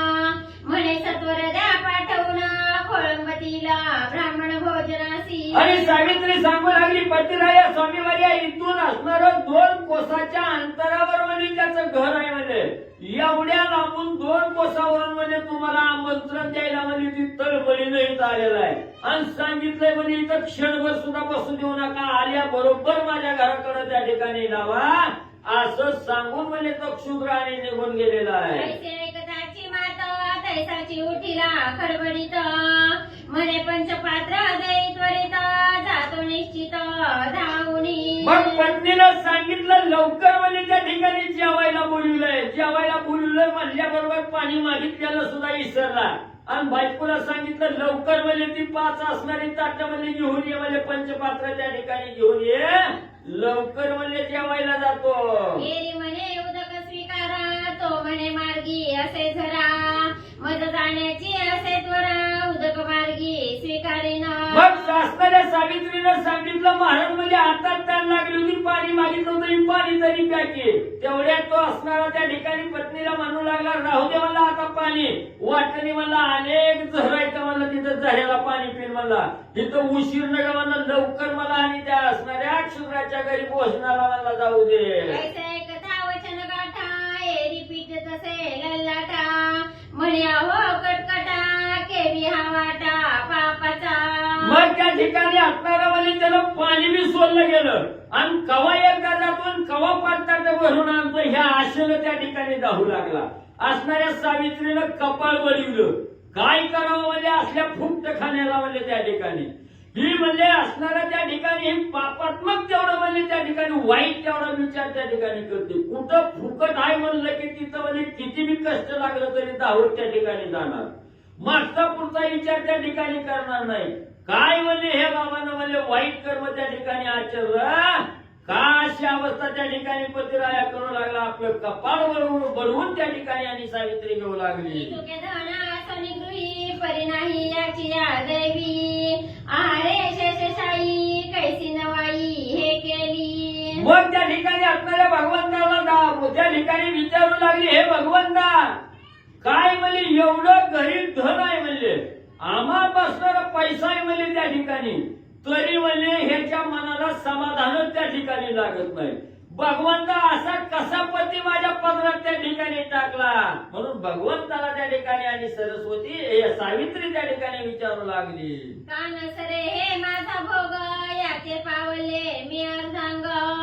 तव पापिया माझी सांग शिरोमणी असे हा. मग असणाऱ्या भगवंताला त्या ठिकाणी विचारू लागली, भगवंता का माझ्या नशिबी असलं तरी म्हणजे त्या ठिकाणी टाकलं, काही माझा असणारा पतिराया म्हणून मला स्वीकारण्याची त्या ठिकाणी वेळ आली. कवा बायकोला बायको त्या ठिकाणी म्हणत नाही, चांगलं चुकलं त्या ठिकाणी विचारित नाही, दुःख आहे का सुख आहे का त्या ठिकाणी काय घरातला मला त्या ठिकाणी बघत नाही.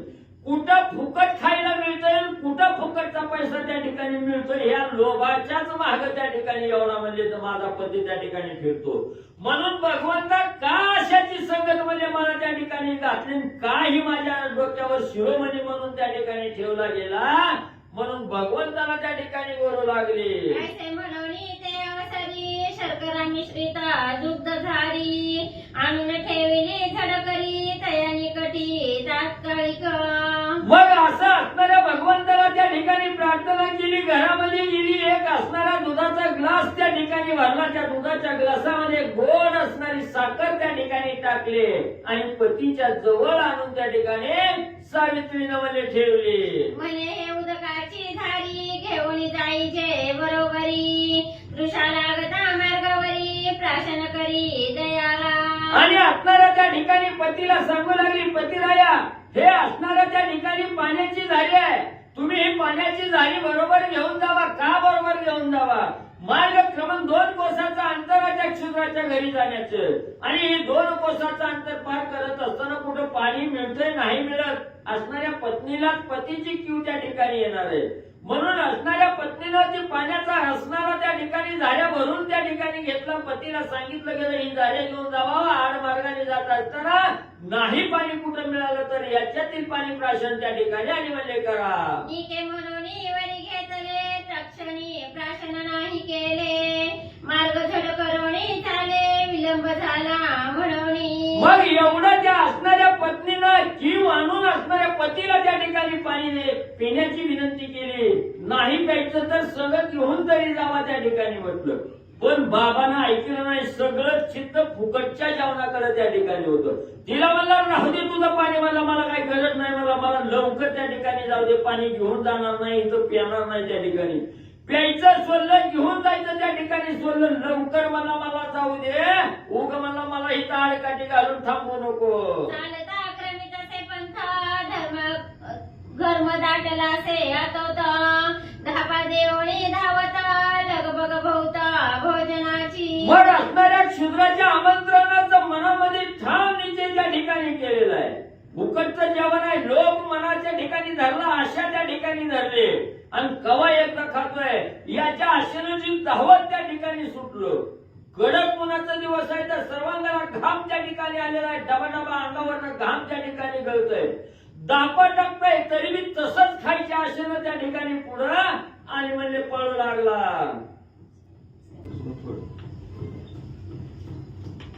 कुंडलीकोधारी विठ्ठल श्री महादेव तुकाराम पंढरीनाथ भगवान की जय. प्रभु श्री रामचंद्र भगवान की जय. कपिवर्य महारुद्र हनुमान की जय. चालता क्रमित से पंथ घर्म दाटला से अतोत धापा देवणी धावत लगबग भोवता भोजनाची.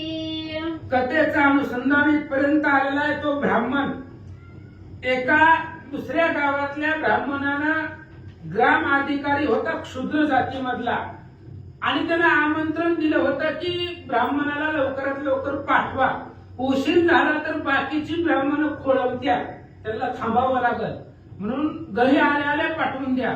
आणि बायकोनं निरोप सांगितल्याबरोबर बायकोनं निरोप सांगितल्याबरोबर तो लगेच लगबगीनं निघाला. जात असताना त्याच्या बायकोनं पाण्याची झारी दिली होती, आणि त्या पाण्याच्या झारीमध्ये दूध आणि साखर, दुधामध्ये साखर टाकून दिली होती. त्यानं पिला नाही, बरोबरीला घेतलं, निघाला. कडक उन्हाळा होता, घाम अंगामधून सुटलेला होता, दमलेला होता, थकलेला होता, 2 कोस अंतर जायचं होतं. आणि जात असताना रस्त्यामध्ये काय झालं?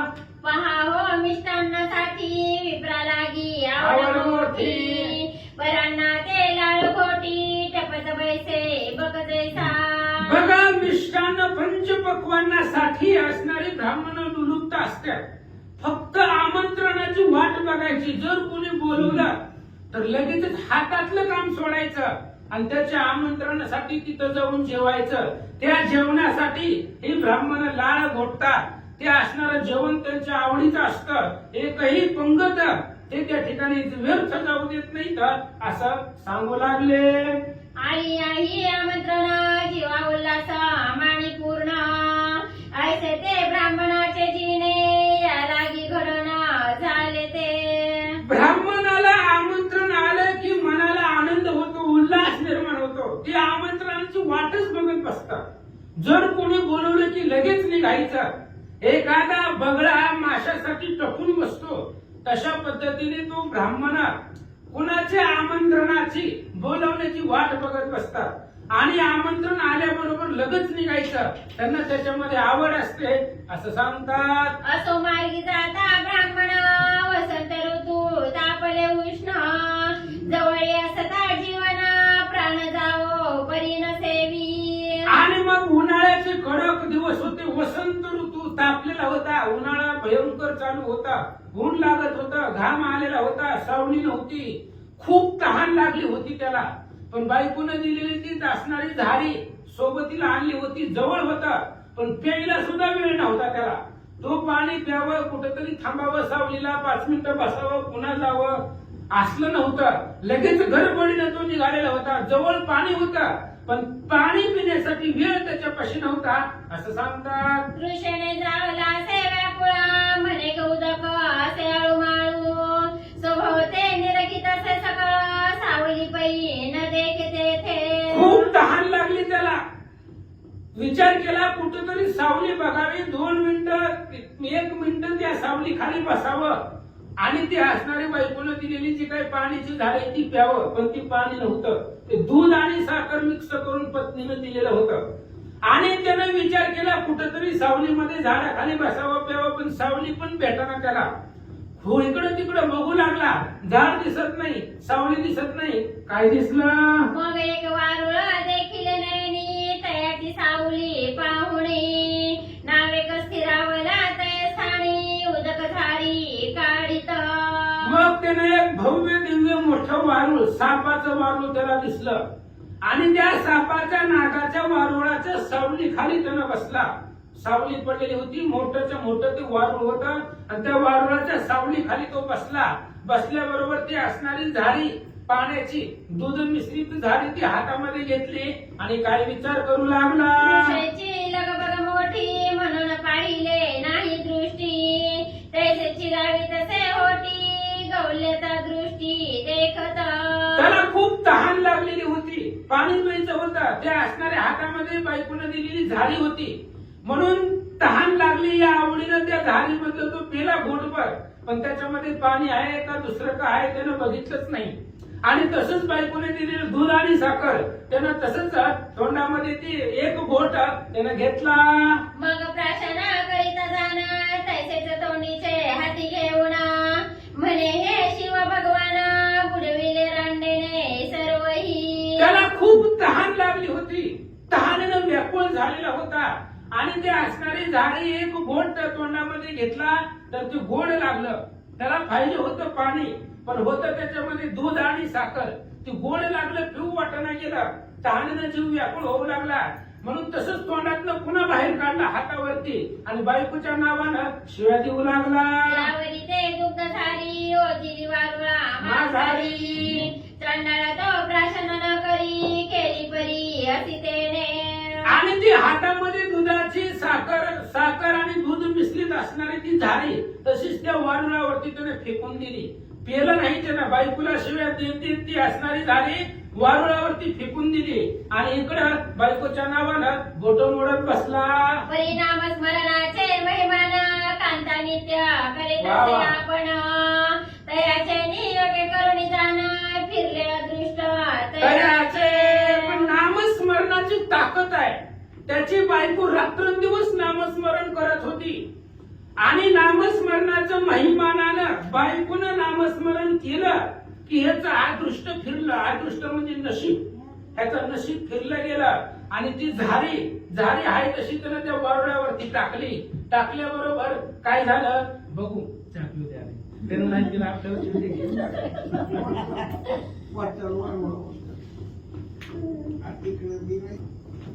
एका पुष्करा सरसी ध्वनी परिणाम स्मरणाचे महिमान कांता नित्य करीत असे आपण तयाचे निरगे करुणी जाण फिरले अदृष्ट तयाचे.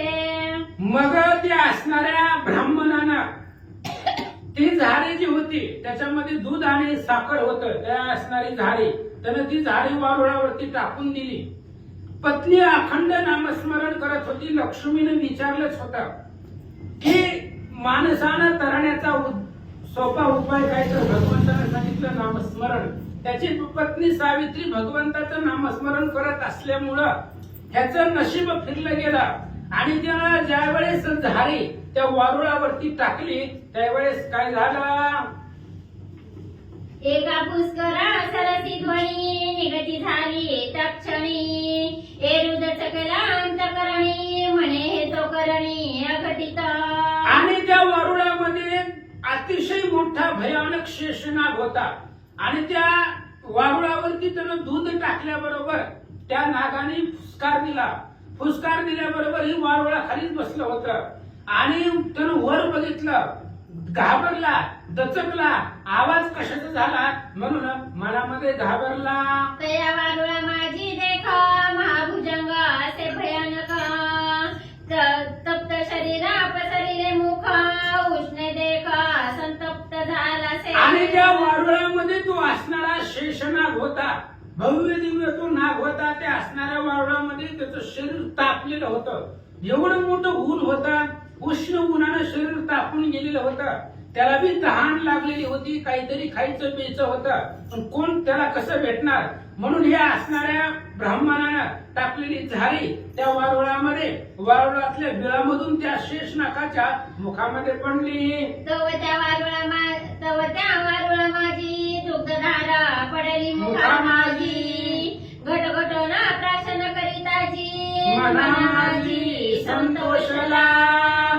उन्हानं तप्त झालेलं शरीर होतं त्या शेषनागाचं आणि ह्या असणाऱ्या ब्राह्मणाने ती दुधाची झाडी त्या वारुळावर फेकल्याबरोबर त्या वारुळामधून त्या नागाच्या मुखामध्येही दूध जाऊन पडलं. घटघटून त्या असणाऱ्या पूर्ण झाडीमधलं तांब्यामधलं तो दूध शेषनाग प्याला. प्याल्याबरोबर त्याला आनंद वाटला, मनामध्ये संतोष निर्माण झाला. तात्काळ निघाला बाहेरी मनुष्य रूपे ते अवसरी फणाव भरून या शिरी बोले त्या अवसरी ब्राह्मणा ते. आणि दूध प्याल्याबरोबर त्याला आनंद वाटला. जे काही उन्हाचं असणारा कहर होता त्याच्यावरती शरीर तापलेलं होतं. दूध प्याल्यामुळे मनाला समाधान वाटलं आणि वाटल्याबरोबर मनुष्याच्या रूपानं तो वारुळातून बाहेर आला. त्या ब्राह्मणाच्या पुढे उभा राहिला आणि काय म्हणतो, म्हणे कृपावंता तू कोण परोपकारी सगुण संतुष्ट केले मज लागून ये काळी स्वामी राजा. आणि ज्यावेळेस शेषनागानं मनुष्यवाणीनं बोलायला सुरुवात केली, हे कृपावंता तू कोण आहे, दुसऱ्यावरती उपकार केला, मला एवढं उन्हाची चटके बसत असताना तू दूध आणि साखर मला खाण्यासाठी प्राशन करून दिले. त्यामुळे त्या सापाला आनंद वाटला आणि मनुष्यवाणीनं बोलू लागला.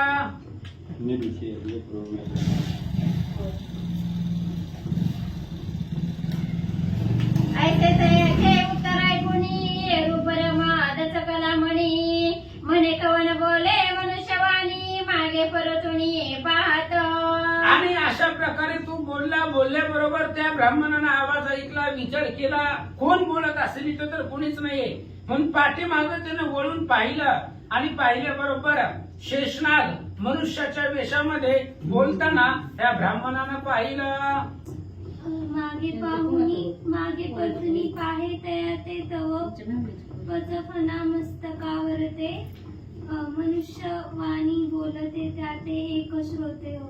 आणि त्या ब्राह्मणानं पाठीमाग वळून पाहिलं. आता कुणीतरी बोलण्याचा आवाज आला, माग वळून पाहिलं तर 5 फणा डोक्यावरती मनुष्यवाणीनं आपण जसं बोलतो तसं तो नाग बोलू लागला. त्यानं वरती पाहिलं तर डोक्यावरती 5 फणाचा शेषनाग ह्या असणाऱ्या ब्राह्मणानं पाहिलं आणि पाहिल्याबरोबर तो शेषनाग काय बोलतोय ब्राह्मण ऐकू लागलं. म्हणे आपण कसा कावन मस्तकी फणा दारुण जाण बोलता मनुष्य ऐसे वचन की जे निवेदन मज लागी. त्या ब्राह्मणानं बोलायला सुरुवात केली. आपण कोण आहेत म्हणले.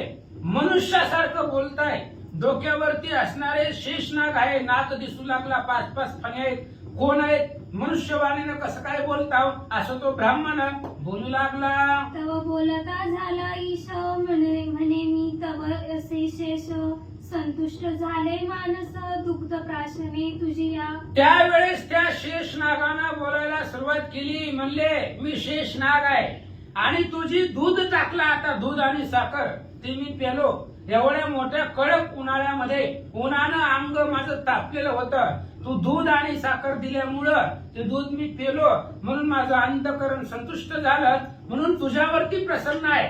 काय मागायचं असेल तर माग असं शेषनाग त्या ब्राह्मणाला बोलू लागले. या लागी झालो से प्रसन्न इच्छा असेल ते मागे वरदान येरू करी अस्य वादन म्हणे येतो विधान कांतीचे. त्यावेळेस त्या शेषनागाने सांगितलं तुझ्यावरती प्रसन्न आहे. तुला काय मागायचं असेल तर माग. त्यावेळेस त्याने विचार केला ही सगळं आपल्या बायकोच काय महिमा नाही. तिनं आपण पाणी मागितलं असताना दूध आणि साखर तिनं दिलं. तिनं दिल्यामुळं आपण वतलं फेकून दिलं. फेकून दिल्यामुळं हे शेषनाग पेले आणि आज शेषनाग प्रसन्न झाले. हे सगळं बायकोचं महिमान आहे असं त्यावेळेस त्या ब्राह्मणाला आठवलं. एके महाराजाय अवसरी कांता आमची असे घरी ती ते पुसोन झड करी येतो माघारी परतोनी. शेषनागाने विचारलं माग तुला प्रसन्न झालोय. काय मनामध्ये इच्छा आहे ती मागून घे. त्यावेळेस त्याने सांगितलं बायकोला विचारावं लागेल काय मागायचं ते. आपण कसं डोकं चालवायचं. हे सगळं महिमान पत्नीच आहे. आजपर्यंत नीट कोण बोललं नाही. आज साक्षात शेष नारायण आपल्याला प्रसन्न झाले. त्यामुळं काय मागायचं ते आपण आपल्या बुद्धीनं नको मागायला. म्हणून त्या शेषनागाला सांगितलं तुम्ही इथं थांबा. आता माघारी जातो. जेवढं अंतर आलोय चालून तेवढं माघारी जातो. बायकोला विचारतो आणि ती जी माग म्हणेल तेच मागतो. तिची इच्छा असे काय तो होतो माझा ठाऊके ना होय. इतका केला जो उपाय तो पर्याय ते ती सासे पै. आणि त्या ब्राह्मणाने सांगितलं तुम्ही जी प्रसन्न झाले. शेषनाग प्रसन्न होण्याला कारण फक्त बायको आहे. बायकोमुळे तुम्ही प्रसन्न झाले. त्यामुळं काय मागायचं तिच्या मनामध्ये काय आहे मला काय माहिती. म्हणून मी आताच्या आता जातो तिला विचारतो तिच्या मनामध्ये काय आहे आणि जे तिच्या मनामध्ये आहे तेच मागतो असं तो ब्राह्मण बोलू लागला. मी परतून मागतो येता आपण स्थिरावे समर्थाय मी येरू तथास्तु म्हणून तत्वा झाला परतता ब्राह्मण. त्या ब्राह्मणाने सांगितलं महाराज जर प्रसन्न झाला तर मी आताच्या आता जातो घरी बायकोला विचारतो आणि जोपर्यंत मी माघारी येत नाही तोपर्यंत तुम्ही इथंच थांबा. नाहीतर मी गेल्यावर निघून जाणार. पण वरदान कोण द्यायचं. इथंच थांबा. मी आताच्या आता पळत पळत जातो बायकोला विचारून येतो. त्यानं सांगितलं तर असतो तू कवा बी मी इथंच आहे आणि आल्याबरोबर काय मागायचं असेल तर माग असं शेषनागाने सांगितलं. कैची संध्या कैचे स्नान ते कैचे भोजन पान तिथले सोडून आमंत्रण आला परतून निजगृही. मग शेषनाग प्रसन्न झाल्याबरोबर त्यानं अगोदर लुलुप्त ब्राह्मण होता. कोणी काय दान दिलं की ती विकायचा आणि पैसे घरामध्ये आणून ठेवायचा. 7 कुंभ पैशानं सोन्यानं भरलेली होती घरामध्ये. तरी बायकोला एकच साडी होती. दुसरी बी घेऊ देत नव्हता आणि स्वतः बी खात नव्हता. स्वतःही खर्च करत नव्हता. फक्त साचवून ठेवायचा. त्याच्यामुळं स्नान नाही आंघोळ नाही कुठं गंगेला स्नान नाही. त्याच्यामुळं चांगलं कार्य त्याच्याकडून घडत नव्हतं. हे आमंत्रण दिलेलं ते सुद्धा विसरला. एक शूद्र जातीच्या ग्रामाधिकाऱ्याने दिलेलं आमंत्रण तेही विसरला आणि माघारी घराकडे निघाला. धावत पळत लगबगे ठेवून माथा अपराध समर्था क्षमा करी. खाली वर जाय. धावत पळत लगबगे गृही पातला लगबगे द्वार देशमुनी म्हणे कोठे घर बुडवणे. आणि मग लगेच त्यावेळेस धावत धावत पळत पळत गेला. जेवढा अंतर आला होता तेवढा अंतर पळत गेला. घरी गेले गेल्या दरवाजामधनं थाक मारली. कुठे म्हणले घर बुडवणी. सगळं घर बुडवलंय म्हणलं आजपर्यंत. चांगलं आमंत्रण चाललं होतं जेवायला, किती आनंद मनामध्ये होते. काय काय विचार केला होता त्या ब्राह्मण क्षुद्र जातीच्या लोकांना, काय काय बनवलं असेल जेवायला. सगळी इच्छा मनामध्ये घेऊन गेलो होतं आणि काय ती नाग प्रसन्न झाला आणि त्यानं मागितलं हे सगळं तुझ्यामुळं आहे. सगळं घर बुडवलंय, कुठं आहे बाहेर ये असं त्यानं दरवाज्यातनं हाक मारले. ऐसा पती शब्द ऐकता धावत आली पतिव्रता चरणावर ठेवून माथा अपराध समर्था क्षमा करी. आणि नवऱ्याचा आवाज ऐकल्याबरोबर ती घाबरली. आताच गेलं होतं, जेवलं का नाही म्हणले, लगेच कस काय माघारी आलं. जाऊ द्या म्हणले, आता नवऱ्याचा आवाज आहे. आणि त्यानं आवाज दिल्याबरोबर घाबरेपणानं ती बाहेर आली. आल्याबरोबर नमस्कार केला, त्या ब्राह्मणाच्या पाया पडली. कारण शांततेमध्ये लीनतेमध्ये सामर्थ्य आहे. आणि मग पाया पडल्याबरोबर आले बायको पाया पडली. त्याच्याबरोबर पाया पडल्यामुळे त्याचा जो राग होता तो राग थोडासा कमी झाला.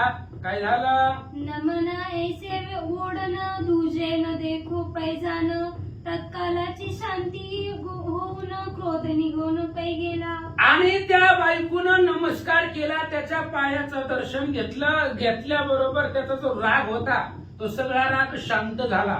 कारण नमस्कारामध्ये तेवढं सामर्थ्य आहे. किती बी रागामध्ये आलेला माणूस असू द्या, आपण हात जोडलो की निम्मागार होतोय. ती त्याचा राग जो आलेला आहे तो कमी होतोय. आणि ब्राह्मणाचंही तसंच झालं. जो राग आलेला होता बायकोबद्दलचा, नमस्कार केल्याबरोबर सगळा राग पळून गेला. मग समूळ वृत्तांते सांगता झाला ती येते तुवा दुग्ध झारी निरुते दिदली प्राशाना मज लागी. आणि मग बसला बायकोच्या शेजारी आणि बसल्याबरोबर सगळं वृत्तांत तिला सांगायला सुरुवात केली. मी पाणी मागितलं होतं, तो पाणी दिलं नाही, त्याच्यामध्ये दूध आणि साखर मिक्स करून दिली. मी गेलो, मला खूप तहान लागली, मला वाटलं पाणी असेल म्हणून मी ती पिलो, पण ती गोड लागलं, पिऊ वाटलं नाही, मी फेकून दिलं. तिथं वारुळ होतं, त्या वारुळामधून नाग निघाला आणि नाग प्रसन्न झाला. काय म्हणला? उदक म्हणून पय दिले क्रोधे मी तो नसो प्राशिले म्हणून वारुळे उल दिले तो प्रशिले भुजंगे. आणि पाणी आहे असं समजून मी पेलो. मला वाटलं पाणीच दिलं असेल बायकोनं म्हणून मी पेलो, आणि पेल्याबरोबर ती गोड लागलं म्हणून मी ती फेकून दिलं वारुळावरती. त्या वारुळामधून एक नाग मनुष्य वाणीनं, तो नाग बाहेर निघाला. मनुष्याचं रूप धरून मनुष्याच्या वाणीनं बोलू लागला. तात्काळ मनुष्य रूप धरून प्रसन्न झाला मज लागून पुसावया तुझ कारणे आलो धावून तात्काळी. आणि मग त्या नागानं ते दूध प्राशन केल्याबरोबर त्यालाही आनंद वाटला, समाधान वाटलं. एवढ्या मोठ्या उन्हानं तेही तप्त झालेलं होतं त्याचं शरीर. मी दूध फेकल्याबरोबर त्यानं प्याला, त्याला समाधान वाटलं. मनुष्य रूपानं तो त्या वारुळामधून बाहेर आला, माझ्या बरोबर बोलू लागला, प्रसन्न झाला. अशी कहाणी कथा घडलेली तो ब्राह्मण बायकोला सांगू लागला. तरी काय इच्छा असेल मानसी तोची माग तू तयासी ऐकून ऐसिया वाचनासी येरी मानसी चाकटली. आणि मग लगेच त्या शेषाने विचारलं, त्या नागाने विचारलं, हे बघ तुझ्यावरती प्रसन्न झालोय म्हणून काय इच्छा मनामध्ये आहे ते माग. आज तुझ्यावरती मी प्रसन्न आहे, काय तुझ्या मनामध्ये जी इच्छा आहे ती माग. असं त्याचं बोलणं ऐकलं. ऐकल्याबरोबर म्हणे नवल केवढे झाले आमंत्रणे सोडले बोलतसे ऐसा बोले सत्या मिथ्या हरिजने. मी तुकडा चालला. श्री गणेशाय नमः. श्री प्रभू रामचंद्राय नमः. तात्काळ मनुष्य रूप धरून प्रसन्न झाला मज लागून पुसावया तुझ कारणे आलो धावत तात्काळी. तरी काय इच्छा असेल मानसी त्याची माग तू तयासी ऐकून ऐसिया वचनासी एरी मानसी चाटकली. म्हणे नवल केवळे झाले आमंत्रणे सोडिले बोलतसे सिया बोले सत्य मिथ्या हरिजने. मग त्या ब्राह्मणानं सांगितलं, त्या शेष नागाने सांगितलंय काय मागायचं ती माग. आता मी तुला विचारायला आलोय, त्यामुळे तू सांग की काय मागावं त्या नागाला. ही बायकोने विचार केला, ही गेलं जेवायला आणि जेवायचं सोडून ही सगळ्या बाकीच्या गप्प गोष्टी करायला. सत्य मिथ्या हरी जाणे. तिने विचार केला, ह्या ब्राह्मणाच्या शब्दावर विश्वासच कसा ठेवायचा. नाक कुणाला प्रसन्न होत आहे काय, मनुष्यवाणीनं बोलतोय का, तिला विश्वास बसला नाही ह्याच्या बोलण्यावरनं. म्हणून तिने विचार केला जे असल ते असल. काय सांगते ऐका. विचार करू निज मनसी म्हणे इतकेची मागीचे तया लागुनी जे दिदले असे तेची देऊनी मनोरथ पुरवावे. मग त्याच्या बायकोन हुशार होती, ती पत्नी होती, साध्वी होती. तिने विचार केला हे बघा प्रसन्न झालेत ना तुम्हाला शेषनाग, जावा आता त्याच्यापाशी आणि त्याच्यापाशी गेल्यानंतर ना त्याला एवढंच मागा जे त्यानं दिलेलं आहे तेच दे मला. म्हणजे तुझ्या मनामध्ये जी इच्छा आहे ती दे. आपण स्वतःच्या तोंडाने काही मागायचं नाही. तसं गोरक्षनाथांनी त्या अडबंगीनाथाला सांगितलं होतं मनामध्ये जे आहे ते करायचं नाही. तसं तुमच्या मनामध्ये जे आहे ते द्या म्हणले. काय बी द्या, जे तुमच्या मनात असेल ते द्या असं बायकोनं त्या ब्राह्मणाला सांगितलं. इतकेची मागा स्वामी आणि नसे काही उर्मी तथास्तु मनोनी स्वागमी परत झाला तात्काळ. आणि तेवढंच तुम्ही ब्राह्मणाला त्या असणाऱ्या शेषनागाला मागा. त्यांना जे द्यायचंय ते घ्या, ते स्वीकारा, एवढंच मागा. अशा प्रकारे त्या पत्नीचं बोलणं ऐकलं आणि तो ब्राह्मण तिथून पुन्हा जिथं वारुळ होतं तिथं येऊन पोहोचला. येऊनी नमिले शशराजा म्हणे गे वचन महाराजा कांतेचे मानसी जे चोजा श्रवण करी आदरेसी. आणि आल्याबरोबर शेष नागाला नमस्कार केला. शेष महाराज तिथंच होते आणि नमस्कार केल्याबरोबर त्याने सांगितलं ऐका. म्हणले महाराज मी गेलो घरी, बायकोला विचारलं पण बायकोनं काय मागितलंय काय सांगितलंय ते सांगतो ऐका. ती बोले दिले तेची द्यावे आणि मागू जीवे भावे समर्थे हेची पुरवावे मनोभावे दयाळुवा. आणि त्या बायकोनं सांगितलेलं आहे की तुम्ही मनामध्ये जे दिलेलं आहे मला किंवा जे देणार आहे तेच द्या. आम्ही आमच्या तोंडानं तुम्हाला काही मागणार नाही. जे तुम्हाला मनामध्ये द्यायचंय, मनापासून द्यायचंय वरदान तेच आम्हाला द्या. अशा प्रकारे बायकोचं मागणं आहे असं ब्राह्मणानं शेषनागाला सांगितलं. एकोणी दयाचे उत्तर शेषवदे कर्म अघोर कांता तुझी परमचतुर मागितला वर नेटका. आणि अशा प्रकारे त्याचं बोलणं ऐकलं. ऐकल्याबरोबर लगेच हे असणाऱ्या शेषनागाने विचार केला बायको हुशार आहे म्हणले. कारण काही जरी मागितलं असतं तरी ती माणसाची बुद्धी आहे. आता देणारा शेषनाग आहे त्या स्वतःच्या बुद्धीने देणार आहे. मग काही कमी देणार आहे का? तो भगवंत आहे. शेषनारायण म्हणजे भगवान परमात्मा आहे. काहीतरी स्वतःच्या बुद्धीने तो शेषनाग देईल असं त्या बायकोनं पत्नीने विचार केला. आपण स्वतःहून मागण्यापेक्षा त्याला काय द्यायचं ते देऊ द्या. अशा प्रकारचं बोलणं ऐकल्याबरोबर शेषनागाला आनंद वाटला. तवनसे तुझी एक पाळी परी देणे घडे एकाळी तथास्तु मनोनी ते वेळी गुप्त झाला भुजंग. आणि मग लगेच शेषनागाने विचार केला. म्हणले ऐका एकतर द्यायचं तुझ्या कपाळामध्येच नाही, तुला आम्ही वरदान द्यावं असं प्राप्त नशीब तुझ्या अदृष्टामध्ये कपाळामध्ये तेवढं नशीब नाही. पण तुझी बायको नामस्मरण करते, भजन करते आणि त्या भजन भक्तीच्या बळावरती द्यावं लागतंय. म्हणून शेषनागाने तथास्तु म्हटले आणि तिथून गुप्त त्या वारुळामध्ये निघून गेले. ब्राह्मण परतला तेथुनी मार्गी विचार करते से मनी मनी आमंत्रणे दिदली सोडून संधी अस्तमानी होऊ आली. शेषनागानं जी दिलं ते दिलं महाराज. पण काय दिलं त्याला सद्बुद्धी आठवली. आणि हे महत्वाचं आहे. मानवी जीवनामध्ये सद्बुद्धी सगळ्यात मोठी आहे. ज्ञानेश्वर माऊलींनी पुरावा दिलाय. तैसी सद्बुद्धी ठेकोटी म्हणू नये. मनाला सुचलेली बुद्धी दीपकली का धाकोटी परी महातेजा ते प्रगती तैसी सद्बुद्धी ठेकोटी म्हणू नये. म्हणून शेष महाराजांनी त्याला बुद्धी दिली. जरा धनलोभीपणा कमी कर, सत्सत्विक बुद्धीनं वाग, दुसऱ्याच्या घरी आमंत्रणात जायचं, हे सगळं जे काय विवेक विचार आहे तो विवेक विचार त्याच्या मनामध्ये घातला. आणि शेष नागानं तथास्तु म्हटल्याबरोबर बुद्धीचा कायापालट झाला आणि याच्या डोक्यामध्ये काय काय विचार आले ऐका. तरी आजी सुदिन पर्व काळ शनी प्रदोष परम मंगळ तरी ग्रामवासी तुझे सकळ भोजना लागी पाचारू. ही कायम दुसऱ्याच्या घरी जेवायला जाणार ह्याच्या मनामध्ये विचार आला.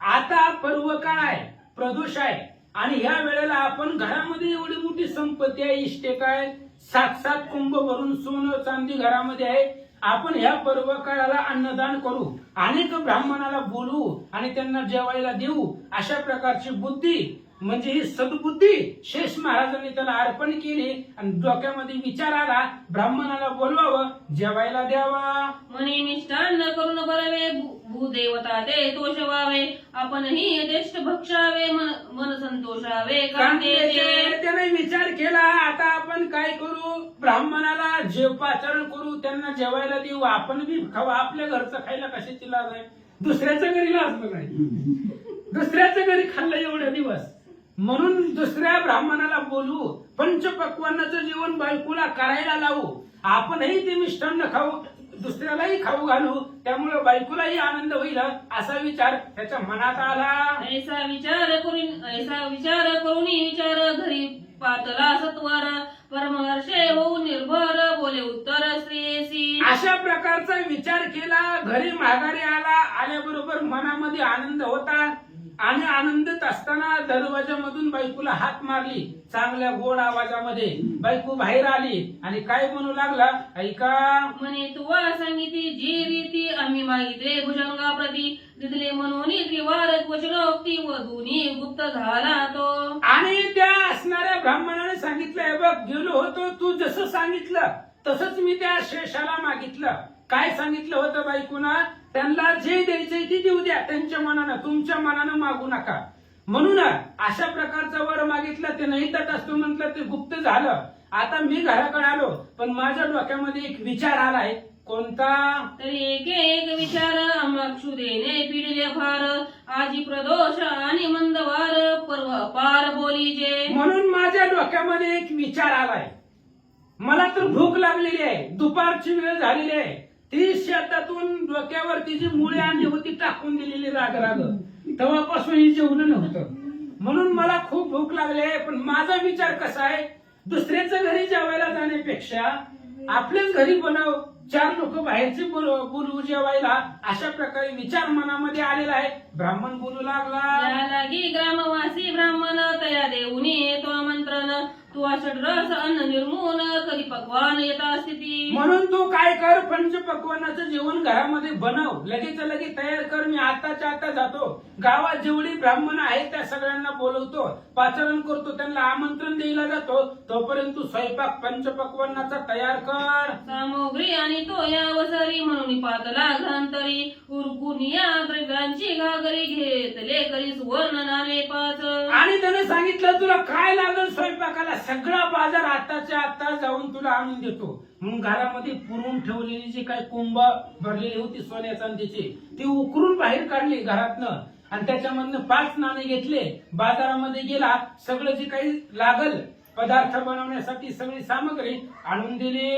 मग शर्करे सहित सामग्री सर्वही बांधी पदरी, आमंत्रे करून विप्रा घरी आला झटकरी मागुता. मग जे जेवण बनवण्यासाठी जे जे काही सामग्री लागेल, पदार्थ लागतील, ती सगळी पदरामध्ये बांधून आणली आणि येता येता तसंच गावातल्या सगळ्या ब्राह्मणाला आमंत्रण देत देत घरी आला.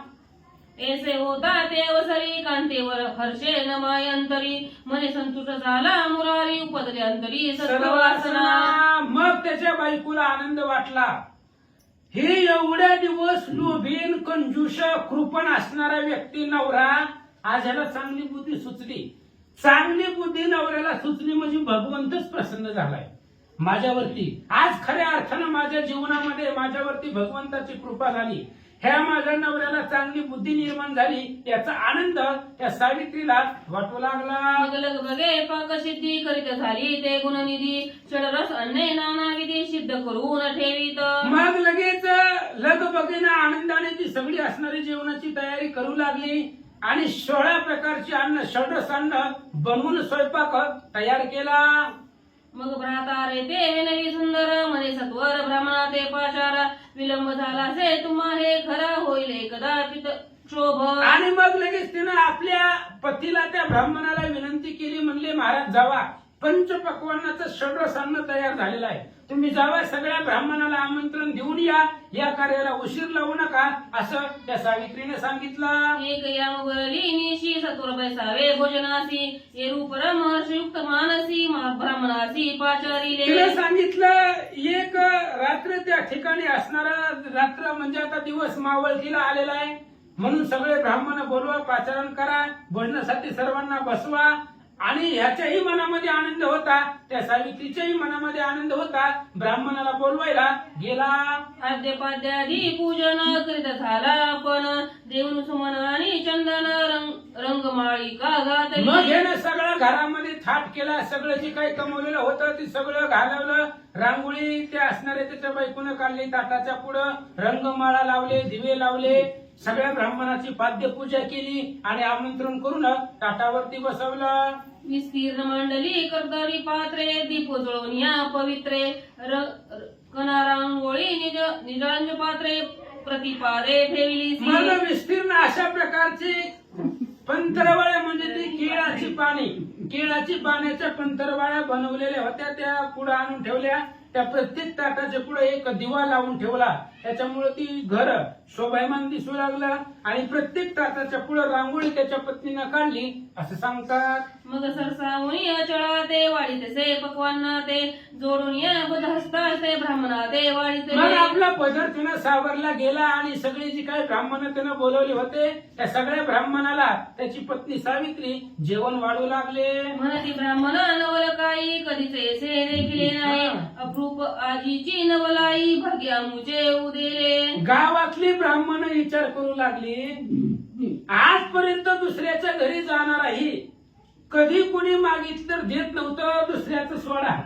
बायकोला कधी चांगली साडी दिली नाही, घरामध्ये स्वतःला पंचपक्वान्न बनवून कधी खात नव्हता. पण कसं काय ह्याच्यावरती एवढा बदल झाला काय माहित नाही. देव जाणो, असू द्या म्हणले, काय करायचं आपल्याला, जेवाय भेटलं बस झालं. त्या ब्राह्मणाने विचार केला, जाऊ द्या म्हणले, कशी तरी ह्याला सद्बुद्धी सुचली असेल. म्हणून ती जेवत असणारी ब्राह्मण सुद्धा त्यांनी आश्चर्य करू लागले. असो भोजन होऊन निवाडे मग अर्पून त्रयोदशा गुणी विडे दक्षिणा देते साधी कोळे सुवर्ण नाणे प्रत्येका एक. मग प्रत्येकाचं जेवण झालं, सगळ्याचं जेवण झाल्यानंतर न पानाचे विडे त्यानं आणून ठेवलं. ती पान, सुपारी वगैरे जी काही आपण जेवण झालं आणतो, वर्षप वगैरे आता, त्यावेळेस त्यानंही ते आणून ठेवलं. आणि जेवण झाल्यावर प्रत्येक ब्राह्मणाला दक्षिणा म्हणून एक एक सोन्याचं नाणं प्रत्येकाला त्यानं दान केलं. म्हणे आजी परमभाग्य उदेले सावकाश भोजन झाले भूसुर कांतेनेही भोजन सारिले. कांतेनेही भोजन सारिले म्हणे आजी परमभाग्य उदेले सावकाश भोजन झाले भूसुर आले ग्रासी. मग सगळ्याची जेवण झाल्यानंतर ना त्या सावित्रीनेही घरामध्ये जेवण केलं. लग्न झाल्यापासून तिनं पहिल्यांदा असं घरामध्ये खाल्लं असेल, म्हणून तिलाही आनंद वाटला. घरामध्ये 4 लोक जेवली. कधी त्यांच्या घराला कोण जेवायला आलं नव्हतं, देतच नव्हतं, तर कशी येणार. पण असू द्या म्हणले, 4 ब्राह्मण लोक जेवली, तेवढंच अन्नदानाचं पुण्य लाभलं गेलं. त्या पत्नीलाही आनंद वाटला, त्या ब्राह्मणालाही आनंद वाटला. ग्रंथकर्ते सांगतात, मग तो ब्राह्मण धनसंचय सत्कार्य करिता झाला व्याय समय अतीत आलिया पाये नवे विमुख तया ते. मग त्या ब्राह्मणानं धनाचा संचय करणं कमी केलं. जे कमवलेलं धन होतं ते अशाच ब्राह्मणाला आमंत्रण द्यायचं, पंक्ती द्यायचे, आलेल्या अतिथीला भोजन द्यायचं, दान धर्म करायचा, दक्षिणा द्यायच्या. म्हणजे कमवलेलं जे धन होतं ते सगळं सत्कर्माला त्यानं वापरून टाकलं. ऐसी धरिता सदवासना पाहता ते झालीये छळना झाली पुण्याची गणना पतिव्रता अंगना तयाची. अशा प्रकारची सद्भावना त्यानं मनामध्ये धरली म्हणजे शेष नागानं बुद्धी त्याच्या डोक्यामध्ये घातली.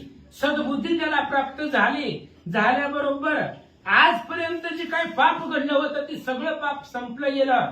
फक्त पत्नीच्या नामस्मरणावरती त्याची बायको सात्विक होती आणि त्या बायकोच्या केलेल्या नामस्मरणाचा तो प्रभाव याच्यावरती बदल झाला आणि सगळं पापकर्म संपलं असं सांगतात. कालांतरे करून उभयता पावती झाली मोक्षपंथा एसी नामस्मरणाची वार्ता तुम्हा सर्वता निवेदिली. ग्रंथकर्ते मनोहर सुत सांगतायत, नामस्मरणाची ही ताकद आहे, नामस्मरणाचं फळ आहे. आणि नामस्मरण सोपं आहे. आता त्या बायकोनं काय अट्टास केला होता का, घरधंदा सोडून कुठे गेली होती, काही नाही. तुकाराम महाराज सांगताय ते नाम सोपे रे आहे सर्वहुनी, शहाणा तो धनी घेतो येथे. नामस्मरण करतो तो शहाणा आहे आणि ती अतिशय सोपं आहे. ते नाम सोपे रे वाचेशी सद्गत जपा आदी अशा प्रकारचं नामस्मरण तिनं केलं. जीवनाचा उद्धार की झाला त्यांच्या आणि मेल्यानंतर दोघही वैकुंठाला गेली. कथा हे गोड ऐकली म्हणून दृष्टांती असे योजली.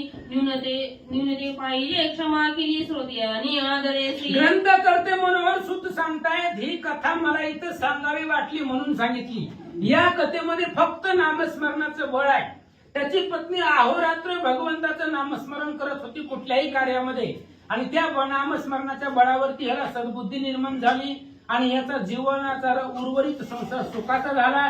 मेल्यानंतर ही वैकुंठाला गेली. म्हणून नामस्मरणाची ताकद आहे. ही कथा तुम्हाला इथं सांगितली. महाराज सांगतात श्रोत्यांनी आदरेसी हे तव दंत कथा नामानी जे प्रत्ययोक्रांतरी पाहिजे नामस्मरणा विना आन तुझे.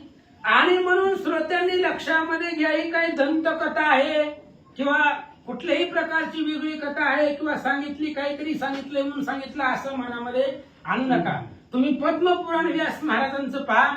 त्या पद्मपुराणाच्या आधाराने ही कथा सांगितलेली आहे आणि नामस्मरणाशिवाय तरुण जाण्यासाठी उद्धारच नाही म्हणून ही कथा सांगितली. ग्रंथकर्ते सांगतात या कलियुगी नामसार पदोनी केले महाऋषी महाज्ञानी ऋषेश्वर आणि भगत वचन निर्धार श्लोकाधार परिसावा. आणि ग्रंथकर्त्यांनी शेवटच्या उमेला सांगितलं या कलियुगामध्ये भगवंताच्या नामाशिवाय दुसरं तरुण जाण्याचा उद्धारच नाही. ये कली एक जयाचे नाम महादोषा करी भस्म. कलियुगी साधनांचे नाही काम. श्रीराम नामा वाचुनिया. एकनाथ महाराज रामायणामध्ये सांगतात सगळ्यामध्ये श्रेष्ठ रामाचं नाव आहे आणि कलियुगामध्ये तरुण जाण्यासाठी दुसरा पर्याय नाही. म्हणून तुम्हाला तरी पण जर आशंका वाटत असेल तर सुद्धा पद्मपुराणामध्ये श्लोक सांगितले आहेत व्यास महाराजांनी. ते श्लोक तुम्ही पहा. इति श्री अधिक महात्मा ग्रंथ पद्मपुराणीचे संमत मनोहर सूत विरचित अष्टोध्याय गोळा पुंडलिका